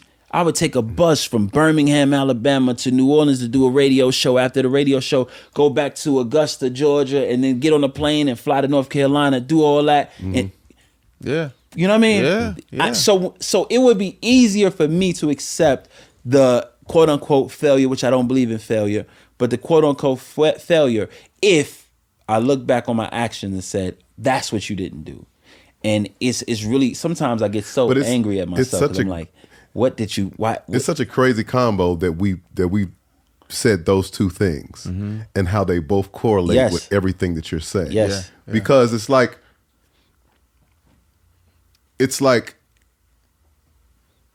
losing wasn't a thing for you. It wasn't a thing that you were comfortable with. And so when this thing at some point decided to be unrecognizable to you, you were like, I got to get back to where I recognize things and where I'm recognized. Because, like for me as an artist, I was writing and doing all that cool stuff, but I didn't make the kind of money you made writing records. I didn't have those #1 smashes and all of that. So, I had some cool money, but me being an artist, that was my cash cow. Yeah. So And it's the gift that keeps on giving. People can say what they want, but you're always going to be able to go to a casino Tupelo. in Biloxi. Come on now. and get a check. And so when that time, when the difficult time came for me, there was nowhere for me to run to. There was no bag for me to run to. Yeah. There was no big house for me to run to. There was nothing. There was me like going to an apartment in Rancho Cucamonga and stealing a rental car, hoping they wouldn't find me, until I figured out how to, myself as an artist, get back in it. You know what I'm saying? And so like the combination of when I say not doing enough is that there was still so much more to do. Even after you felt like, I should have. this shit ain't A working. lot of people say that, like, well, you should have put out another record. You should have did this. You should have. You should have. I'm just Yeah. like, That I artist shit different, Yeah, But he man. was rich. You was deflated. Rich. You feel, but you feel deflated. You feel like, wow, I just bet on myself and I lost, and that's how I felt. I spent a lot of money, $2.5 million, on over a span of a couple years, but just really focusing on this. Yeah. But I would get Interscope would tell me they had a $20,000 budget for my video. I'm like, bro, my pants is $8,000. You know what I mean? How are we gonna do this? So it's My difficult. pants. video has to cost more than the And by the way, they would tell me, they would say things like, "We can only fly you." I'm like, I gotta go everywhere with security. I have to, so I gotta pay for my security flight. I gotta pay for my security hotel. Yeah. I gotta pay for my wardrobe. I gotta Because pay. that's what you didn't understand. That's- Because guess what you didn't understand because you were already rich and successful is that there's a starting point with all of these things Yeah. until you actually sell some records. Exactly. Until you are actually Yeah, because packing they're not investing in Rico Love, the songwriter. No. This is the new guy. You're No. a baby now. Yes. So That's- like even when it comes to like we were talking about earlier, my comedy, right? So I should have been not safe. Like, what's I gonna do? I should have been not safe. Like, I just go there by myself. Like, what do I do? Bro, have somebody there Oh, just waiting don't when I wear the get jewelry there, and man. don't So just that dress like a new artist. listen, I guess. with my Nigga, comedy, like, like fuck you got on, Rick. I'm not established happened? in nobody's comedy, even in acting. Like I'm not established in the acting world. So like when they call Jay and say, yeah, we need Tank, it's just me. You know what I'm saying? When comedians are doing shows in Miami or wherever else, and they're like, yeah, we want to put you on the show. I'm like, okay, cool. I'm on the way. Yeah. The And- difference too, though, for you, I will say this because, like he's saying, like I'm not supposed to be. You've also made these rounds so many times that there is protection with you. There are guys in each city that's going to make sure Tank is okay, and But we'll pull up. No, but that's but what I'm saying is yeah. that as for Rico, who is at this point. Hadn't made those rounds. He hadn't For made sure. those rounds. You strictly, And I was you've never already- been to these yeah, cities. exactly. You never, especially a lot of But those the thing, in and between. the thing about Turn the Lights On is it made me extremely popular amongst people who weren't even in music. You know what I mean? Yeah. When T.I. says, Rico told me turn the lights on, I'm in the video and doing all those things make people recognize Yeah, you me Puff as Daddy. a producer. You Puff Daddy. I was trying to be. You know what I yeah. mean? Puff Daddy. Yeah. And so then I knew that I'm known in these places. People, Right. you know what I mean? Right. And I created this identity. This persona, you have to like you So you said. gotta- If you don't show up the way they think you should, it's like yo, Yeah, what? yeah, the- yeah. yeah. It's a lot. But You had a it's- lot of it's- different But things. also you had sometimes you can overlook, you can overthink how people perceive your pull up. That's true. Oh, that's fair. Sometimes you That's can fair. overthink. that's so that. right. That's Let me fair. tell you why. 2016, 2017, I lost my Wraith, my Ghost, my Audi R8, have a 16-bedroom mansion on 5 acres, $26,000 a month mortgage. I had negative money in my account, dead broke. I'm trying to figure out life. I had to file for bankruptcy. Life was fucked. I was all alone. Everybody around me talking to me crazy. Like it was life had changed for me. You know what I mean? Had it not been for my children and the Gumbo album by PJ Morton, I would have lost my mind. Right? And I remember not wanting to go to things because I used to go in my Wraith and I used to go in my Femme and I used to go in this and I didn't have it. The cars were gone. You know what I mean? I didn't have anything. I didn't want to wear my jewelry out because the United States trustee was follow you, like see which so they could take it from you. You know what I mean? Yeah. And I remember showing up to Trina had an event at STK, and I remember showing up, and I had to take the regular Uber. That's how fucked up I was. The Nissan Maximum with the holes in the seats. X. That guy. As Drake said, AC. Uber X, the hidden hills. That's they put the girls in. and I remember getting dropped off. Anybody familiar is a Walgreens down the street from the STK. I told him, drop me off at that Walgreens, and I just walk up. Yeah. I act like I just parked around the car. Yeah. And you know what was crazy? When I walked up, they treated me like Rico Love, the superstar. Yeah. And at that moment I realized, oh my God, I didn't need all of those things. It's me. It was me that they loved. It's me. Yeah. So then when life turned around for me, I remember thinking to myself, I don't need all of those things that I thought I needed before.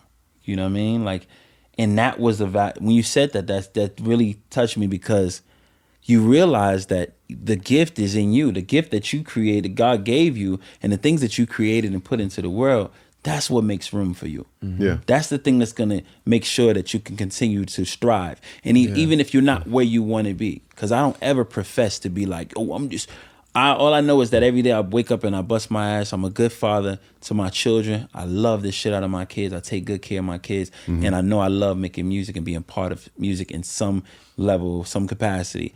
So, but even with that, I feel like I know that my gift is appreciated by so many. Yeah. And that'll keep you alive. That'll keep you from, you know what I mean? Yeah. I learned that from watching Justin Timberlake, which I don't know, it was a fair example, but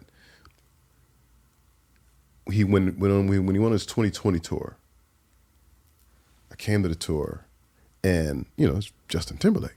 I'm like, he gonna have all the cool stuff. You know what I'm saying? I want to see what his wardrobe look like. I want to see, what I'm saying, what his chains look like, what his ice look like what he doing. And I get in there, and he's got on some khakis and a t-shirt, and he's like, yeah, what's up, Tank, man? Good to see you, man. About to go on stage, go grab some, what you wearing? And went straight on stage. And it's a tuxedo. It's like, oh, I got one of those. That ain't crazy. I said, what you got? You got some jewelry? No, I don't really wear no jewelry. I was like, no, you're not wearing no jewelry? Okay, just gonna go out on stage by now? What about your shades? I know your shade game crazy. No, I don't really got no shades, man. I was like, what the fuck is going on? It's about to give him this gift. Right. 30,000 people. They came for the jams. And went absolutely crazy. On the piano, on the drums, on the guitar. Full everything. Then we go to the after party. I'm like, I know he gonna drip for the after party. I know I am. Right? He comes to the after party. In them khakis and that shirt, I know.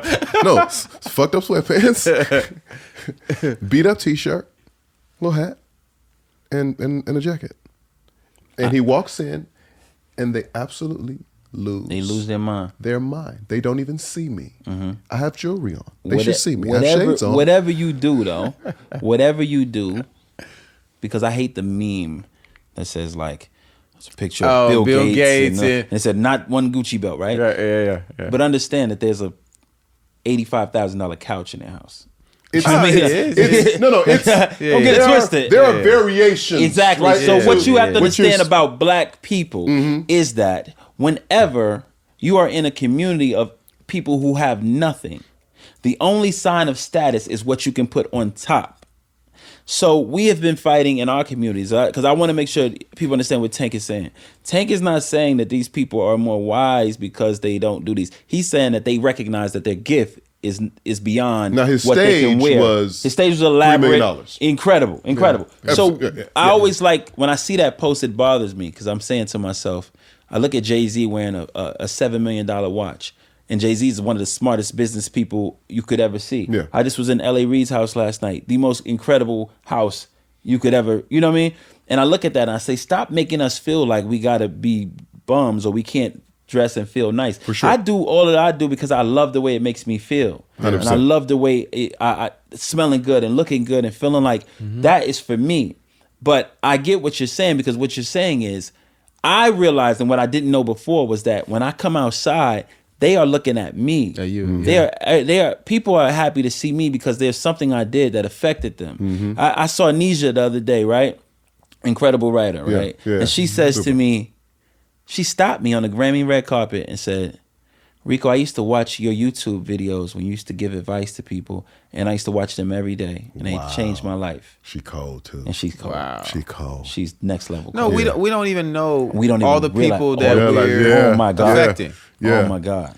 Yeah. So Oh I mean, my there God. are there are levels to it, but it just led me to that same place where it's just like, okay, I can be comfortable in my skin without the accessories if I need to be. You know what I'm saying? And when it comes, It's funny because me and you fight about it all the time about what you want on stage.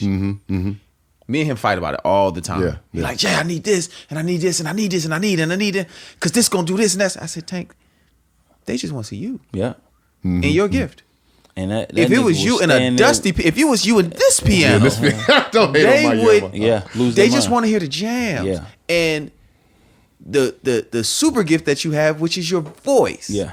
They've come for that. Yeah. Yeah. You can put whatever you want on top Around, of that. yeah. Yeah. And whatever around that you want to do. But that has to be your personal preference, what you just want to Exactly. do. Like You don't need it. It's You crazy. don't we're need having it to this- do what you It's do. crazy we're having this conversation because I literally posted that this morning. That never let anyone tell you how to enjoy your success. That's real. If I earn this shit, Right. I could blow every single penny, not even a dollar, every penny Everyone. Yeah. on cocoa butter. Talk about If I it. want to. You hear me? Huh? You hear me? Talk about it. I'm gonna stay loaded up with cocoa butter. loaded. You know what I mean? So whatever, you know what I'm saying? Whatever that is, however you choose to enjoy your success, because the things that we do to get the success, My the goodness. time we put in to get the My success. goodness. And it ain't promised. And it's If I lonely. want to go jump off a 100-foot yacht, Go do it. Go do it. backflip. backflip. Backflip. Yeah. I should be allowed to do that because my hard work and dedication got me here. Yep. With nobody saying nothing. Right. Mind You know your what I mean? business. And I got to deal with the bill. Right. Yeah. I, I'll you know deal what I with the mean? bill. I deal with the bill. I'll worry about that. Hey guys, Yeah. I'll meet you on the car. I'll Yeah. worry about that. I got to take care of this bill real Yeah, quick. man. Yeah, man. Whatever that is. Yeah. So the way that y'all both explained it is perfectly correct though. Like, yes, sometimes if you want to minimize the things and it's not a whole bunch of frills and things on top of it, cool. If you want to go over the top, that is your choice. Yeah. Yeah. Yeah. But there are consequences. Yeah. There are consequences. Know that. You know what I'm saying? There's going to be a bill to pay. Yeah. And I then pray that you work hard and enough you to start afford it. realizing what's truly important. And I felt like my worth was in what I could provide. So when I used to go to the club and pop 100 bottles and do all that stuff, I 100? thought, yeah, ridiculous. You popped 100 bottles before? Yeah, it's on YouTube, man. It's embarrassing. You're out of control. It's on YouTube. No. No, you know what? Let me take that back. Let me take that back. Shit. Let me take that back. I would have done the same thing. Let me not lie to my brother.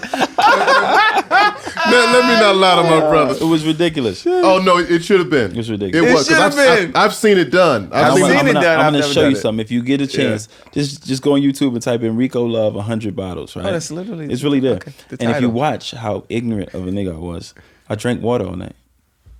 Oh, yeah. I didn't drink one sip of the champagne. Now you see. That's the That Floyd. was- That's the that Floyd was- Mayweather. I was just about to say, that's the Floyd Mayweather He flow. don't drink Yeah. a sip of alcohol. Yeah. I'd have seen him bring out Magnum bottles Yeah, that of was Ace, that the was stupid. whole That was back when thing. I was stupid though. You gotta go. Everybody gotta be stupid. You a have little to You got enjoy to. yourself however you You need gotta to, be man. stupid. You got to. Especially with, listen, because we're not going to go over this, especially when you're writing records like Motivation. Why did you start that record off like that with the go? Go, go, go, Go. I was like, oh my God.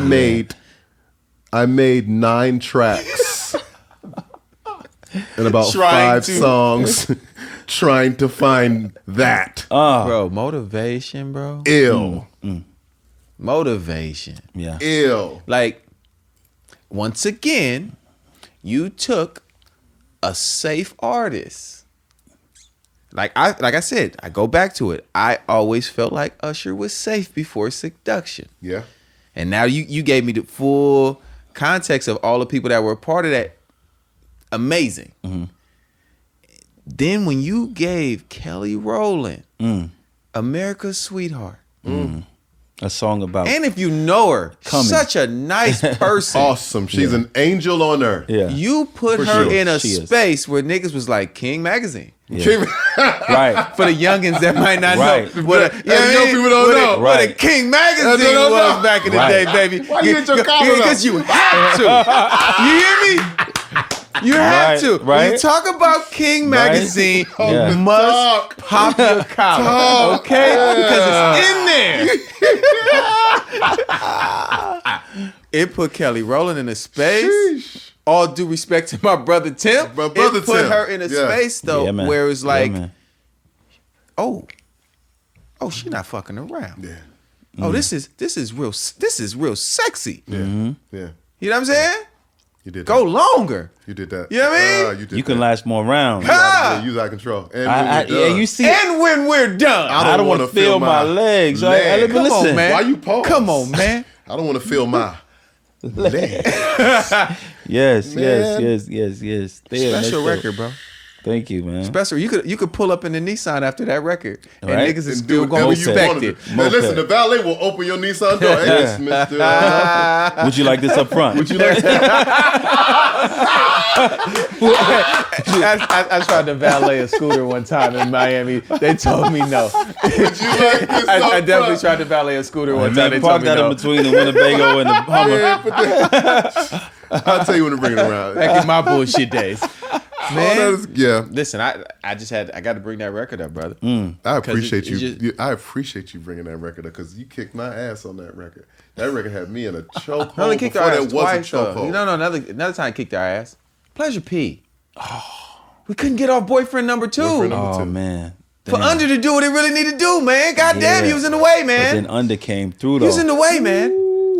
But we was together. We was a on that. tag team on that. Yeah, hey, listen. Yeah, we tag team listen, on that. great, Yeah. bro. Like, nigga, you've had these records Yeah. that just stick Have around. these records. Have no, have absolutely Yeah. have. But we got to talk about the past too. Yeah, though. yeah.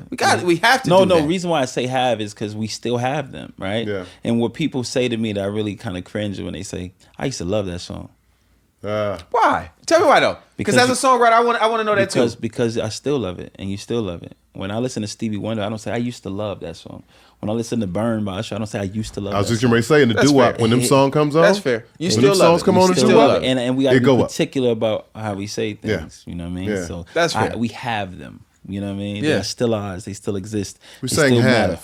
We're saying have now on Respect. the R&B No Money past Podcast. tense when it no comes to past music. tense when it comes to music. no Exactly. past tense when it comes to Exactly. music. It's a gift. All right, Rico. Gift that keeps giving. Uh-oh. Yeah. Tank has his piano.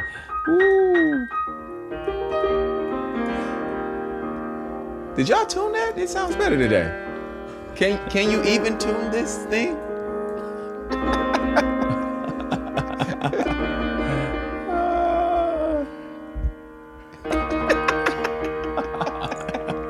Oh man. Top 5. Yeah. Your top 5. Rico's top 5. I don't know what notes he be singing. Your top 5 R&B songs. This is the least R&B. R&B anything. artists. But Right. he makes it make sense. You know, Michael McDonald. got Still- somebody, somebody you wanna put in your top 5.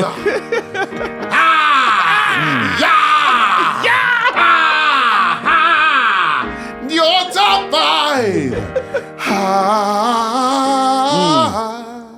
Rico loves top. Go falsetto. 5. No falsetto.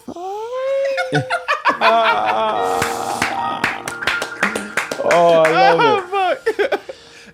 You ready? Top Top 5 songs. R&B No, songs. R&B songs, yeah? R&B songs, songs yeah. of I all want to time. fuck up your shit. Okay, My bad. by the way, first of all, no matter what you people feel, Prince is ours. Yes. He belongs to us, It's not right? even a conversation. Yeah, he's ours. Because I had this Yeah, man. All right. Not here. Prince R&B King. Diamonds and Pearls by Prince. Sheesh. Baseline. Dum-dum-dum-dum. Easy. Yeah. Easy. Oh my God. Human Nature by Michael Jackson. 'Cause I gotta follow it up. Yes, you get it. Come on with it. Number 3, I'm gonna go with So Sick by Neo.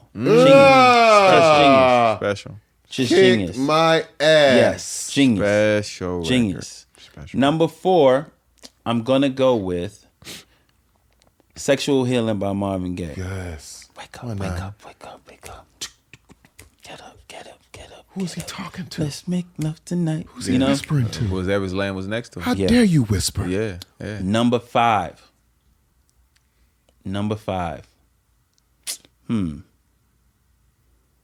I'm gonna go with. Sorry, I have to do it. You Got It Bad by Usher. When you on the phone, hang up and you call right back. Call right back. Yeah. Call right back. Yeah. And then if we go down the list, I'm gonna say because we got to go all time. I'm gonna go to my number like 27, because just randomly, because this came to my head. Number I'm 20. gonna That's fine. jump down. Yeah. Okay. I know this sounds crazy, but when Dream goes, girl, I'm in love with you, baby, and I want you to know that I'm hooked on your body. Come on, man. How we just do a 3-part? You just know what it is. And we on, know man. that record. Come on now. She rocking that thing.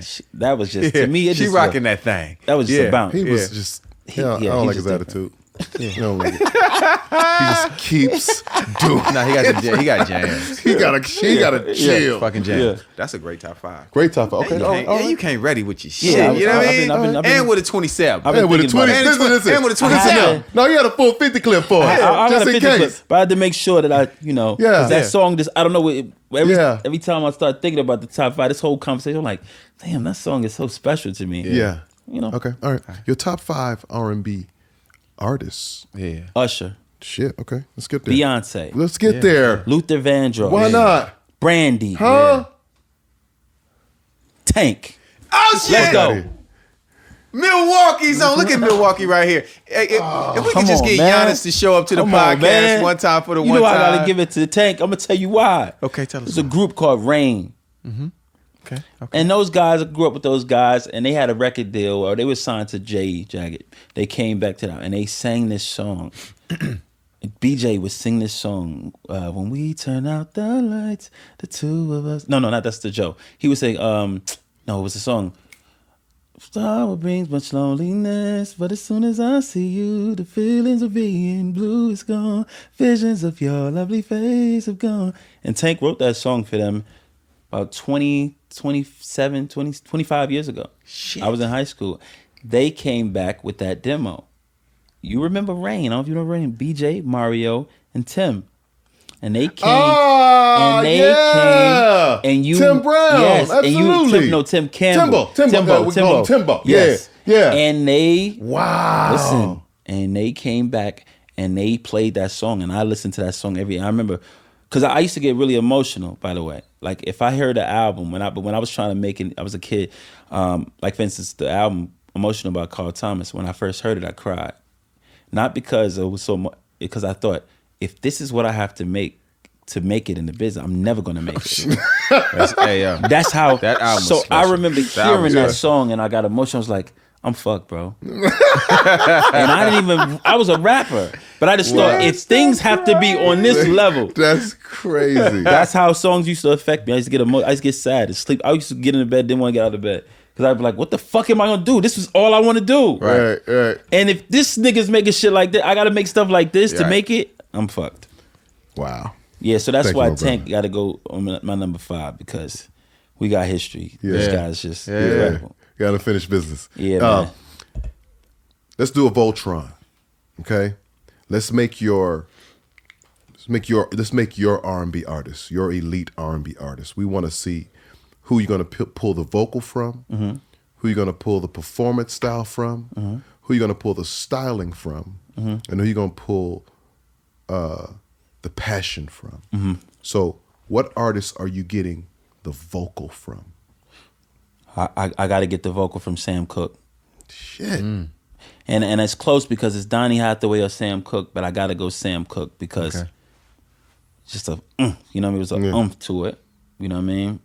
So the styling. No. What's the next Performance one? style. Performance style from. I gotta go with Usher. I don't know if anybody's been to Vegas. I know you've been. Five times. I gotta I know I have. go Usher. Yeah, 5 times. Because Michael was an get incredible busy. showman, incredible performer, but I don't think he had the wind.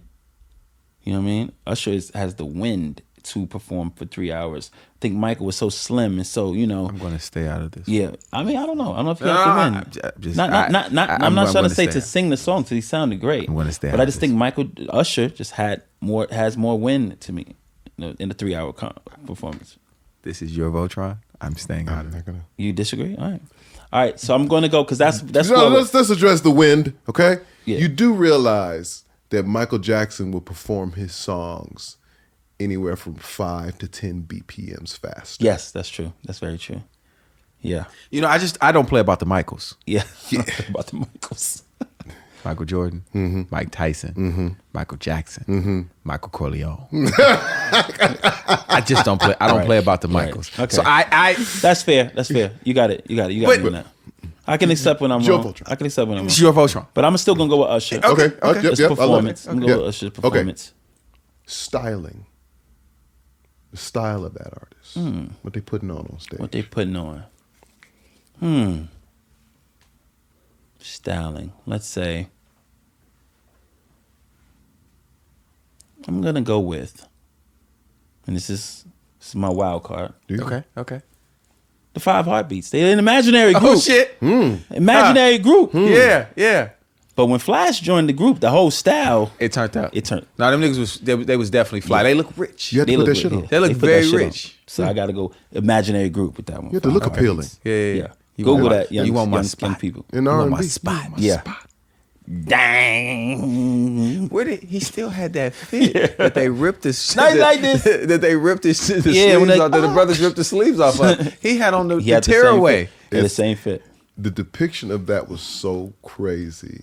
No, Robert Is that- Townsend. as you Shout just- out to Robert Townsend. Oh man, genius. Because he's not a singer. He's not an R&B guy. Like Genius, I mean, though. obviously he's an R&B guy, Wrote but an amazing script. Genius. Acted his ass off. But the genius. greatest R&B. by movie of all time. the way, the writing at the end when he said when Eddie Kane sang "I Feel Like Holding On" with Precious. Oh my god! Like going And then when she said, on. she hit that note. I said, "Oh no, it's over." Yeah, I was like, Yeah. Yeah, come- wait. All right. Incredible. The passion of that artist. Who you getting the heart from? Gerald Levert, Yeah. easily. We've had 2 Gerald Leverts in the passion section. For sure. Yeah, And you Gerald can't Levert. go wrong with Joe. Can't go wrong with Gerald Levert. Ever on Cannot any on stage. any level. Yeah, Vocally, Gerald Levert. fly. Fly. Come Yeah. on. To Teddy Bear. Yeah.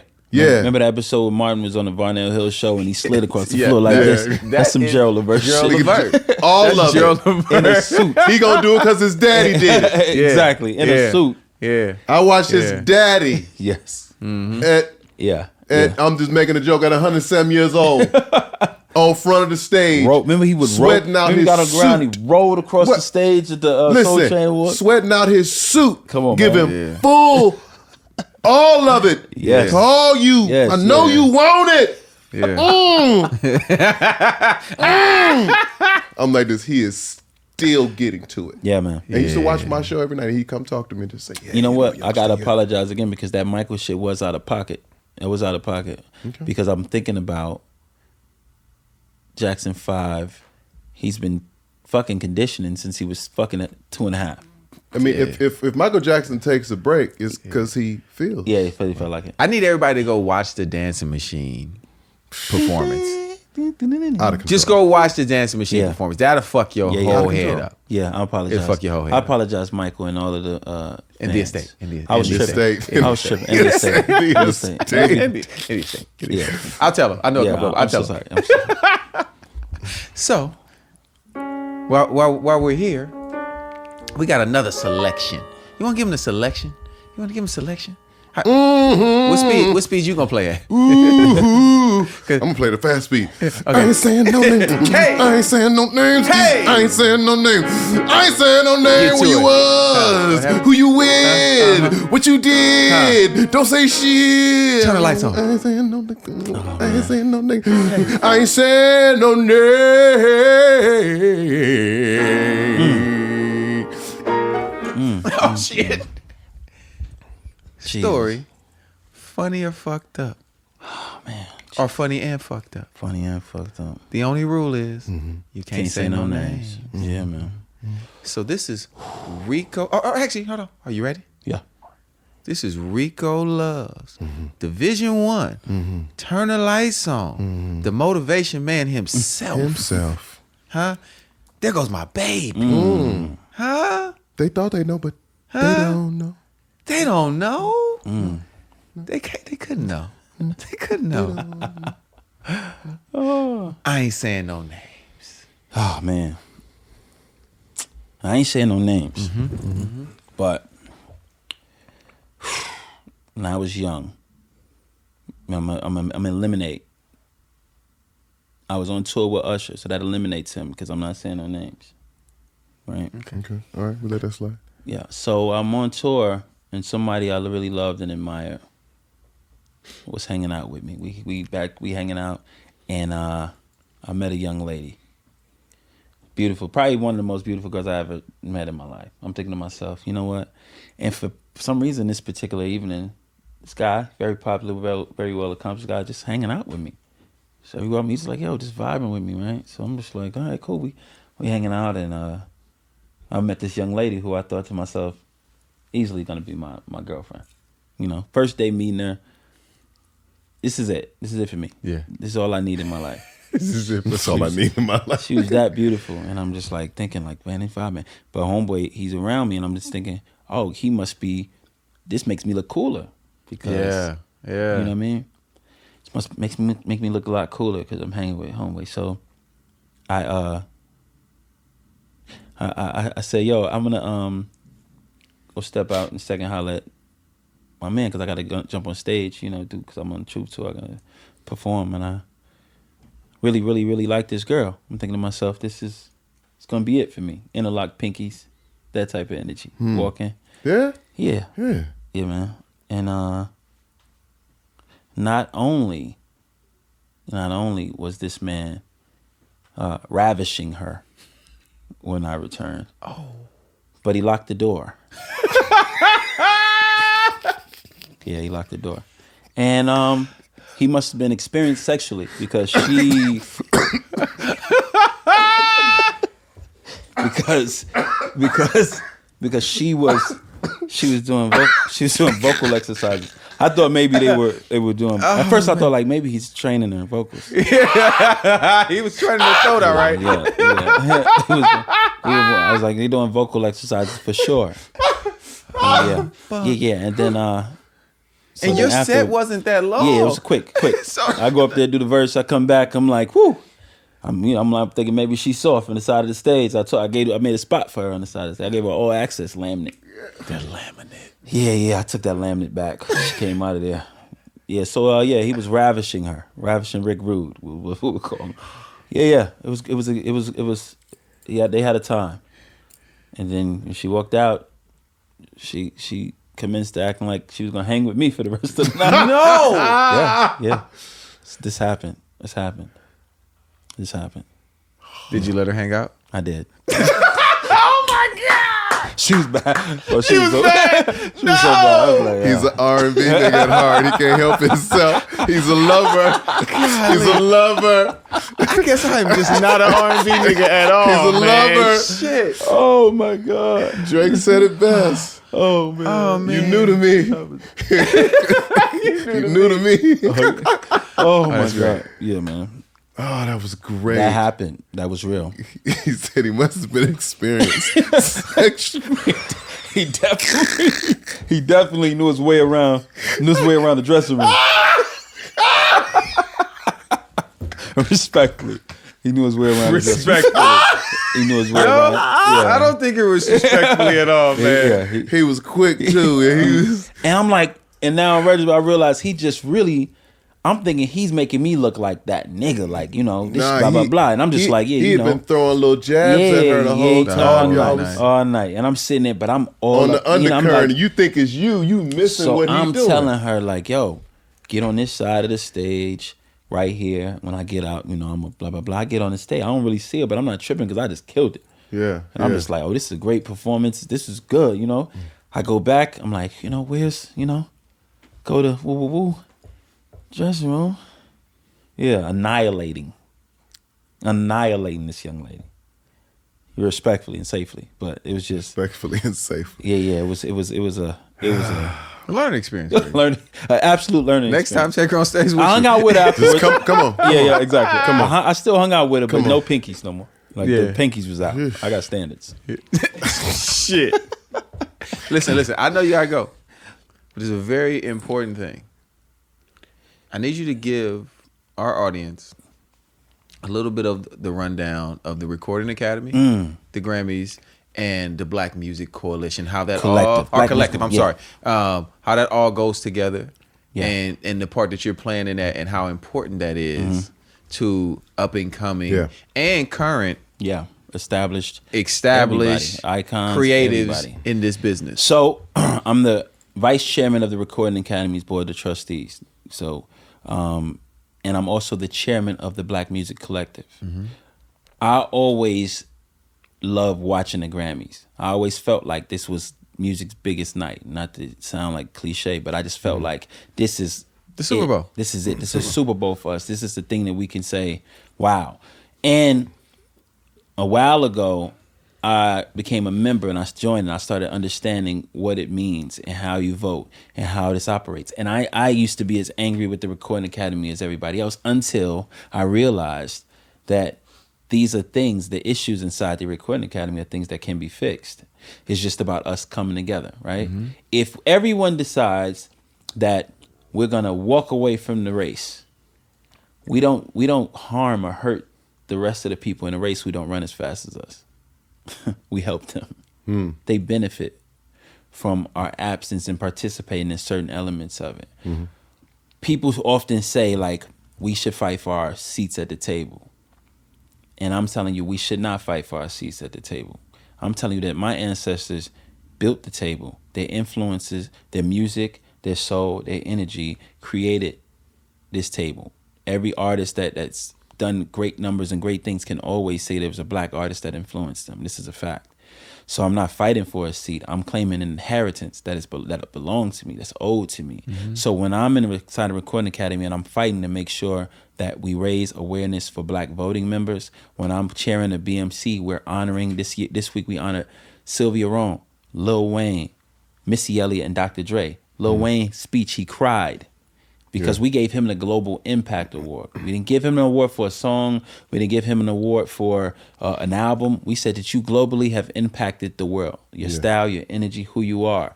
And that is the awareness that I want to raise. A lot of people say, fuck the Grammys and they cheat. And I always ask them, how does the Grammys work? I don't know. Every person that says, fuck the Grammys, I say, how does it work? I heard people saying, well, this year, I know they ain't going to let her win this year, but next year, it's because they blah, blah, the politics they. And I'm like, there's a voting body, and if we make up 85% of this streaming, the best streaming music, but we only make 2% of the voting membership, then how do we expect to be recognized when it's time to vote? Right. So what I encourage us all to do is make sure that we become voting members. Now, I don't know when this is going to air, but I will say this.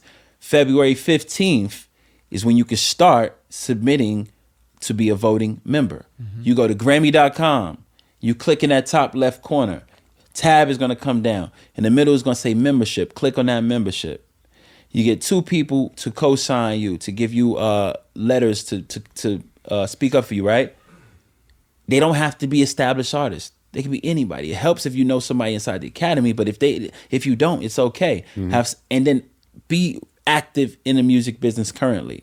Every rapper, every R&B artist who has friends in the business, who have an engineer, who has producers, all of those people should be voting members. Yeah. When you're up for nomination, or your peers are up for nomination, people y'all like and support, they should be able to lean on you and say, hey, vote for me. Yeah. Make sure you vote for me. Yeah. Because Yeah, other do the work. races and other cultures are doing that. I do believe in the power of what the Recording Academy can do for you. Look at the stream spike for Harry Styles after winning Album of the Year. All right, let's say Anti, even if the streams for The Weeknd even went crazy the day of the Grammys, right? It's an opportunity. The opportunity that's given when you're on that stage and when you win, it means so much for your career. For the rest of your life, you're Grammy Award winning, right? Or even Grammy nominated. It's for the rest of your career. And what it does for us as a people, it makes sure that we're represented on music's highest stage as we should. And I think that people say to us, we should make our own Grammys. They don't treat us right. Let's make our own Grammys. And it's like, as black people, we've been having to make our own thing after building their thing for too long. I'm not making another one. I made this one. My people made this one, and I want to be represented properly, and I'm going to fight to make sure I am. And look at the changes that have been made. Look at that stage. Look at that whole Lizzo winning the perform. Look at Samara Joy winning Best New Artist. Yeah. Think about Beyonce breaking the record on television. Think about last year when you got Bruno Mars and Anderson .Paak getting on stage winning award. When you got D Miles getting on stage on television on the telecast winning the award. When you got John Baptiste winning Best Album of the Year. Think about all these things that change. Our faces are being seen. Our energy is being felt. But we just got to keep pushing. We have to keep pushing. And by the way, I'm not saying this because I think the Grammys have gotten it right. I don't want you guys to think that I'm like, the Grammy. I went to the Grammys and it's just an incredible. No, they have not always gotten it right. But they are hungry and starving to get it right. When I'm in the boardrooms, I'm not going to lie to you, I'm around a lot of people that don't look like me. And I'm expecting resistance when I say this, and I'm not getting it, bro. I'm being very honest with you. And I would say it. There are white people in that room that says, Rico, tell us what needs to happen. All right, you closer to it. What needs to happen? Can we sit down with blah, blah, blah? You think they'll come? You think they'll show up? And I ask artists a lot to show up. Let's talk about it. Yeah. What don't you like? Let's fix it. Let's figure out how to do it because a lot has changed. Now, a complete change is not going to happen all at once. Right. But if we become voting members, people from the outside looking in, the people in the comment section, they always going to have their whole conspiracy theories about whatever exists. But for those of us who are actually in the business, and I don't mean major label. You don't have to be major recording artist to be a voting member. No. You just have to meet the release requirements. You meet those release requirements and you're active. You get in front of that membership board and you will be a member. You vote every time it comes up. We sit on social media all day.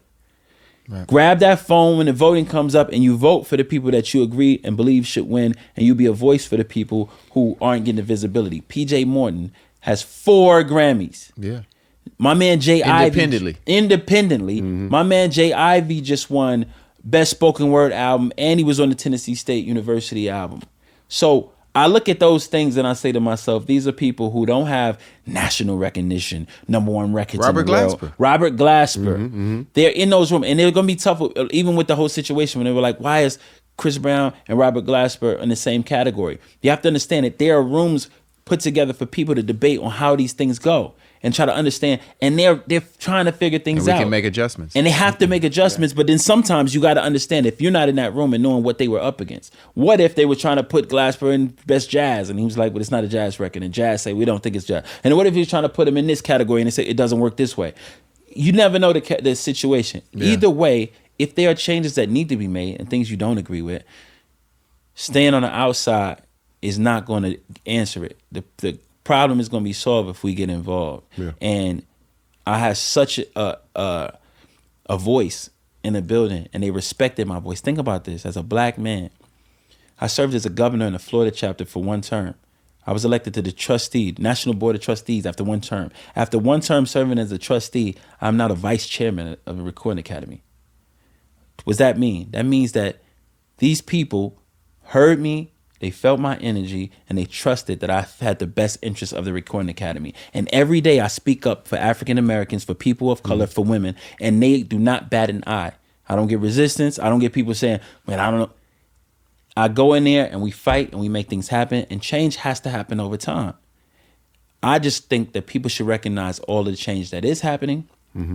I understand that there's a lot more change that needs to happen, but I need you all to come. So as the chair of the BMC, and I'm going to end it here, as the chair of the BMC, my goal is to make sure that we will travel this country, do many outreach events, reach out to executives, independent artists, independent A&R, if you want to be a manager, if you want to study in music in some way, we want to reach out our hand to you and build a relationship with you. And we want to make sure that the voting body reflects the music that's being created and being produced, that the people that vote look like us and understand where we come from and can relate to us. Jasmine Sullivan getting on that stage last year on television is major. That's an incredible look for a soul artist who's never had a pop hit. Right. Who's had hits, records, strong records, but didn't cross her music over. She didn't compromise who she was as a creative in order to get a Grammy or to sell a million records. She got up on that stage and won. That has to show you that the tides are turning and things are changing. And I want to be a part of that change, but I also want you to be a part of that change with me. And I want you to be a part of that change with me. And I want us to be able to speak up. Because either way, we're going to speak up, right? Either way, we're going to talk shit about what we don't like, right? Absolutely. Why don't we talk shit from the inside and say, let's change it? Yeah. And if I feel like I'm in that place, and I give you guys my word, if I ever felt like I was in that space and I felt like nobody was respecting the change that I wanted to see, I would be out. I would walk away from it. But that's not what I'm seeing. That's not what I'm feeling. I'm feeling a lot of love and a lot of people who are just expressing and admitting to the certain ignorances that they may have about our culture. But they all recognize the influence that we've had on the world. And if they didn't, I wouldn't be involved. Because you already know what type of time I'm always on. I'm always about us. I'm always about the culture. Amen. Wow. Rico Love. Wow. No, man, thank you. Thank you guys. Yeah. Quite simply said, man. Thank you for being here. And Nah, we appreciate you, bro. thank you for that. I Thank you. appreciate You, it, man. you listen, you got me excited. Tank ready. You know what I'm saying? You got me, Come on, you know what I'm man. saying? Tank ready. He want a Come on, chair. man. Tank want a chair. Between you and Harvey, man, I want a chair. You know what I'm saying? Like, let me get in here. Let's talk. But I mean, the key thing you said is that let's be the change. Let's get in here because the doors aren't closed to us. Yeah. And I think that's the part that we all miss, I think. The doors are open to It's us. available. It's It's available. It's available. You really want to get in here and do something. The R&B Money Podcast family, the R&B Money family, we're getting involved. Absolutely. And we support the BMC. Yep. Yes. 100%. So I suggest we do an event here in LA. We invite all musicians, all music creatives. We make it a whole BMC R&B Money collaboration. We do something very sexy and fly, and we bring people together, and then we pick out the top 2 or 3 incredibly talented artists who are on the verge, who are coming up. We allow them to perform. We talk to them and we educate them about the process and what the Recording Academy represents and how we invest in artists and how we make sure we protect artists with our Music Cares program, how we protect artists with our advocacy work. Believe it or not, the Grammys is a non-profit organization. This is not, they're not making a ton of money and banking money. We're giving money every year to music creators who need it. If a person is got a bad heart and they don't have insurance, but they do music full time, they come to Music Cares and we're gonna take care of them. So when you say fuck the Grammys, you saying fuck all the millions of dollars we've donated to helping other people without asking anything in return and without turning anybody away. So that show that we do is great. When you see us at the BMC Honors with our tuxes and we looking fly and y'all showing up for that, that's great. But everybody who showed up, I'm asking you to do the work. Everybody begged me for tickets for BMC this year. Everybody's trying to be on the list next year already. All I'm saying is show up for the artists and show up for ourselves as Black creatives and make sure that we do the work. It's something I'm super passionate about. This is nothing you can fake. The time that we spent doing this stuff is genuine because I'm an artist and I'm a creative and I believe in creatives and I believe in developing and teaching and growing and holding our hand out there. And by the way, they support me 100%. Yeah. So let's do that. Let's do it. Let's create the R&B Money BMC collaboration event, and we bring people there and we educate them on the Recording Academy. We have a dialogue like this, and we allow artists to come up and perform and give the voting members an opportunity to see them. Now imagine if you're in a room full of Grammy voting members and you perform and they're like, I remember you. So now when your name shows up on that ballot, people are like, oh, I remember Shorty. She was at the joint. I like her album. Let me check this out. Let me vote for her. That's as simple. Let's do that. Let's make sure we make a. You already know how we get down. Yes. If we say let's do it. It's done. Let's do it. We in. We Yeah. in. Wow. Let's make that happen. Grey Goose, help us. Mr. Call him out. Yeah. Man, amazing, creative, amazing human being. You like a brother to us, man. Yeah, absolutely. You're a loved For real, one, man. for real. Loving to hear the mountaintops and the valley lows, and more mountaintops and more Yeah, valley man. lows. You know what I'm Yeah. saying? It's life. Yeah, It's man. life, man.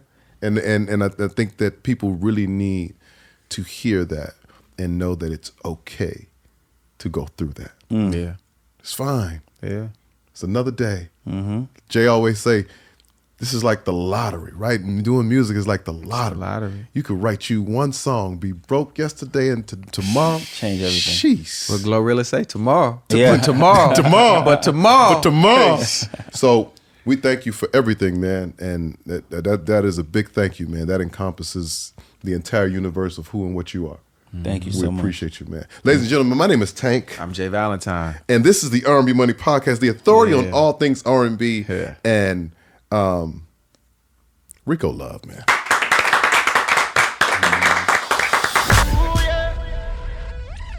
R&B money.